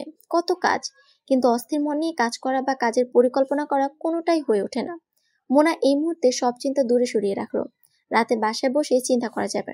অফিস সহকারীকে ডেকে একটা মিটিংয়ের নোটিশ এবং এজেন্ডা বুঝিয়ে দিল। আরেকটা গেট টুগেদার করতে হবে অভিভাবকদের সাথে। টেস্ট পরীক্ষার আগে কিছু গাইডলাইন ছাত্র এবং অভিভাবক একসাথে নিয়ে দিতে চায় সে। এগুলোর পূর্ব প্রস্তুতির জন্য কয়েকজন শিক্ষককে ডেকে নিয়ে আলোচনায় বসলো। বাসায় ফিরতে ফিরতে সন্ধ্যা। লোপাকে আগেই বলে দিয়েছিল আজ আর মার্কেটে যাবে না। নিজের ফ্ল্যাটে আগেও বহুবার এসেছে, কিন্তু বসবাসের জন্য আজকেই প্রথম এলো। লোপার গোছানোর প্রশংসা না করে পারল না। নিজের ঘরে এসে ফ্রেশ হয়ে শুয়ে পড়ল মোনা। লোপা বুঝতে পেরেছিল মোনার মনটা ভালো না, কিন্তু সে কখনোই এসব নিয়ে মোনার সাথে কথা বলেনি। মোনাও কখনো কারো ব্যাপারে কোনো কথা লোপার সাথে আলোচনা করেনি। যা কিছু ঘটছে লোপা শুধু দেখে যাচ্ছে। মোনার আতিকের সিদ্ধান্ত মতো কাজ করছে। এই মোনা কখনোই বসে বসে আলোচনা করেনি তোমার শ্বশুর এই করেছে ওই করেছে, তার মায়ের এই দোষ ছিল, একদম না। তার ব্যক্তিগত জীবন নিয়ে ছেলে বউয়ের সাথে হাপিত্তেশ করা তার কাছে রুচিকর মনে হয়নি। সে যা শুনবার আতিকের কাছে শুনবে। শুয়ে একটু বিশ্রাম নিয়ে আবার মেসেজটা পড়লো মোনা। আজাদ বলতে চাচ্ছে মোনা চাইলে তাকে বুঝিয়ে ঠিক করতে পারত। মোনা সেটা কেন করেনি? মোনা নিজেকে বোঝার চেষ্টা করছে খুব গভীরভাবে। নিজেকে নিজে কিছু প্রশ্ন করে নিজের ভিতর থেকে উত্তর পেতে চাচ্ছে মোনা। যেমন, আমি কি আজাদকে ভালোবাসি এখনো? চোখ বন্ধ করে নিজের মনের ভেতর ডুব দিল মোনা। উত্তর এলো না। মেসেজটা পেয়ে একটু কি দুর্বল হয়ে গেছি? ভেতর থেকে জবাব এলো না। আজাদকে কি বোঝানোর মতো অবস্থা তখন ছিল? একদম না। আজাদের জন্য একটু হলেও মায়া তৈরি হয়েছে এই মুহূর্তে। মনের ভেতরে হাতড়ে দেখলো মোনা, না, একটুও না। তাহলে ডিভোর্সের সিদ্ধান্ত আমার ভুল হয়নি? ভেতর থেকে মন বলল না, একদম না। এইবার উঠে বসলো মোনা। আজাদের মেসেজের জবাব দিতে বসলো। তোমাকে যা বলার ছিল সব আমি ডায়েরিতে লিখে রেখে এসেছিলাম। পুরোটা পড়নি বোধহয়। পড়লে তোমার আজকের প্রশ্নের জবাব পেয়ে যেতে। যাই হোক, তবুও লিখছি। তুমি বলেছ আমি কেন তোমাকে বোঝাইনি, আমি কেন তোমাকে তোমার ভুলগুলো ধরিয়ে দেইনি, তোমাকে দূরে ঠেলে দিয়েছি। এখন আমার প্রশ্ন হলো, মানুষ ভালো মন্দ বোঝাতে কাকে বসে? দিনের পর দিন লাঞ্ছনা গঞ্চনা সয়ে কাকে ভুল শুধরে দেবার চেষ্টা করে? কার কাছে মানুষ নিজেকে ছোট করতে পারে? বলতে পারবে? আমি জানি পারবে না। উত্তরটা আমিই বলে দিই। মানুষ তার কাছেই ছোট হতে পারে যাকে সে প্রাণ দিয়ে ভালোবাসে। সত্যিকার অর্থে কাউকে ভালোবাসলেই তার কাছে নত হওয়া যায়। যার তার কাছে নত হওয়া যায় না। যার তার কাছে নত হওয়ার মানুষই মোনা নয়। বিয়ের পর হাতের রং তখনও মোছেনি আমার। নতুন স্বামী স্ত্রী একজন অপরজনে যখন বিভোর হয়ে থাকার কথা, দুনিয়ার সব যুক্তি ঘোরা মনে হওয়ার কথা, সেই সময়টিতে তুমি সামান্য কারণে তৃতীয় ব্যক্তির প্ররোচনায় আমাকে চড় মেরেছিলে। আমার বাবাকে অসম্মান করে কথা বলেছিলে। আমাকে ছোট ঘরের মেয়ে বলেছিলে, মনে পড়ে? ঠিক সেই দিনটিতে আমি আমার ভালোবাসাকে কবর দিয়ে দিয়েছি। কারণ আমার প্রতি যদি বিন্দুমাত্র ভালোবাসা তোমার থাকতো, তুমি এই কাজটি কখনোই করতে পারতে না। তাই যে আমাকে ভালোবাসে না আর আমি যাকে ভালোবাসি না, তার কাছে ছোট হওয়ার প্রশ্নই আসে না। তুমি ভাবছো তাহলে তখন যাইনি কেন? এই প্রশ্নের জবাবও ডায়েরিতে দেয়া আছে, সমাজ সংস্কার আর নিরাপত্তার ভয়ে। ভেবেছিলাম 8-10টা মেয়ের মতো নাক মুখ বন্ধ করে দিন কাটিয়ে দেব, কিন্তু দিনের পর দিন তোমার আচরণ আমাকে সাহসী করে তুলেছে। আমি একটু একটু করে মানসিকভাবে প্রস্তুত হয়েছি। আজ আমার আবার ভেবে দেখার তো কিছু নেই, যা ভাবার ভেবে নিয়ে আমি বের হয়েছি। আর তোমার মায়ের প্রতি আমার কোনো অভিযোগ নেই। তিনি জীবনে অনেকটা সময় পার করেছেন একটা কঠিন পরিস্থিতির ভেতর দিয়ে। হয়তো এরই প্রভাব ছিল তার আচরণে, কিন্তু তুমি তাকে শুধরে না দিয়ে নিজেই নিজেকে ছোট করেছো। আর তুমি আজকে এত বড় একটা মেসেজ আমাকে দিয়েছো। তোমার যদি মনে হতো আমার জন্য এতটুকু ভালোবাসা আছে তোমার, তুমি একবার হলেও বলতে, কিন্তু বলতে পারোনি। যাই হোক, যেমন একবার নয় দুবার নয় বারবার ভেঙে যায়, তার জোড়া লাগানো যায় না। বৃথা চেষ্টা করার কি দরকার? তার চেয়ে এই ভালো যার যার মতো দুজনেই ভালো থাকি। আশা করবো এসব মেসেজ দিয়ে আমার সময় নষ্ট করবে না। তোমার মতো অনেক বড় কর্পোরেটর চাকরি না করলেও আমাকে অনেক ব্যস্ত থাকতে হয়। নতুন চাকরির জন্য অভিবাদন। আজাদ রাতের বেলা খুব মনোযোগ দিয়ে মেসেজটি পড়ল। সত্যি আজ তার মনে হচ্ছে এই কাজটি সে না করলেও পারত। যে সম্পর্ককে সে অঙ্কুরিত অবস্থায় উপড়ে ফেলেছে, তার শিকড় তৈরি না হলে কাকে দোষ দেওয়া যায়? তারপর কোর্টে দাঁড়ানোর আগে আজাদ আরো কয়েকবার মোনার সাথে যোগাযোগ করার চেষ্টা করেছে। মোনা কোনো সুযোগ দেয়নি। মানুষ অন্য সব কষ্ট হয়তো ভুলতে পারে, কিন্তু অপমান আর অসম্মানিত হওয়ার কষ্ট সহজে ভুলতে পারে না। তাই নির্ধারিত তারিখে কোর্টে মোনার সাথে দেখা হয়েছিল আজাদের। আজাদ তার ভুল স্বীকার করে অনেক কথাই বলতে চেয়েছিল, মোনা শোনার চেষ্টা করেনি। মোনাকে যখন ডাকা হলো তখন সে ধীরে সুস্থে উঠে আদালতকে বলেছিল, আমি আজ কারো কোনো দোষ ত্রুটি পর্যালোচনায় যাচ্ছি না। আমার কথাও খুবই সামান্য। আজ থেকে 28 বছর আগে কয়েকটা কাগজে স্বাক্ষর করে আমাদের মধ্যে একটা কাগজের সম্পর্ক তৈরি হয়েছিল। কাগজের সম্পর্কের সাথে সাথে যে মনের বন্ধন হয় সেটা আমাদের মধ্যে হয়নি, হয়তো বিধাতা চাননি। আর কাগজের সম্পর্কগুলো তো কাগজের মতোই হালকা হয়, তাই না? বারবার ছিঁড়ে খুঁড়ে যায়, বারবার জোড়া দিতে হয়। একটা সময়ে এসে জোড়া দেওয়ার জায়গাটাও আর থাকে না। তাই আজ আমি সেই কাগজে আবার স্বাক্ষর দিয়ে এই সম্মানহীন সম্পর্কের ইতি টানতে চাচ্ছি। এর বেশি আমার আর কিছু বলার নেই। সমাপ্ত।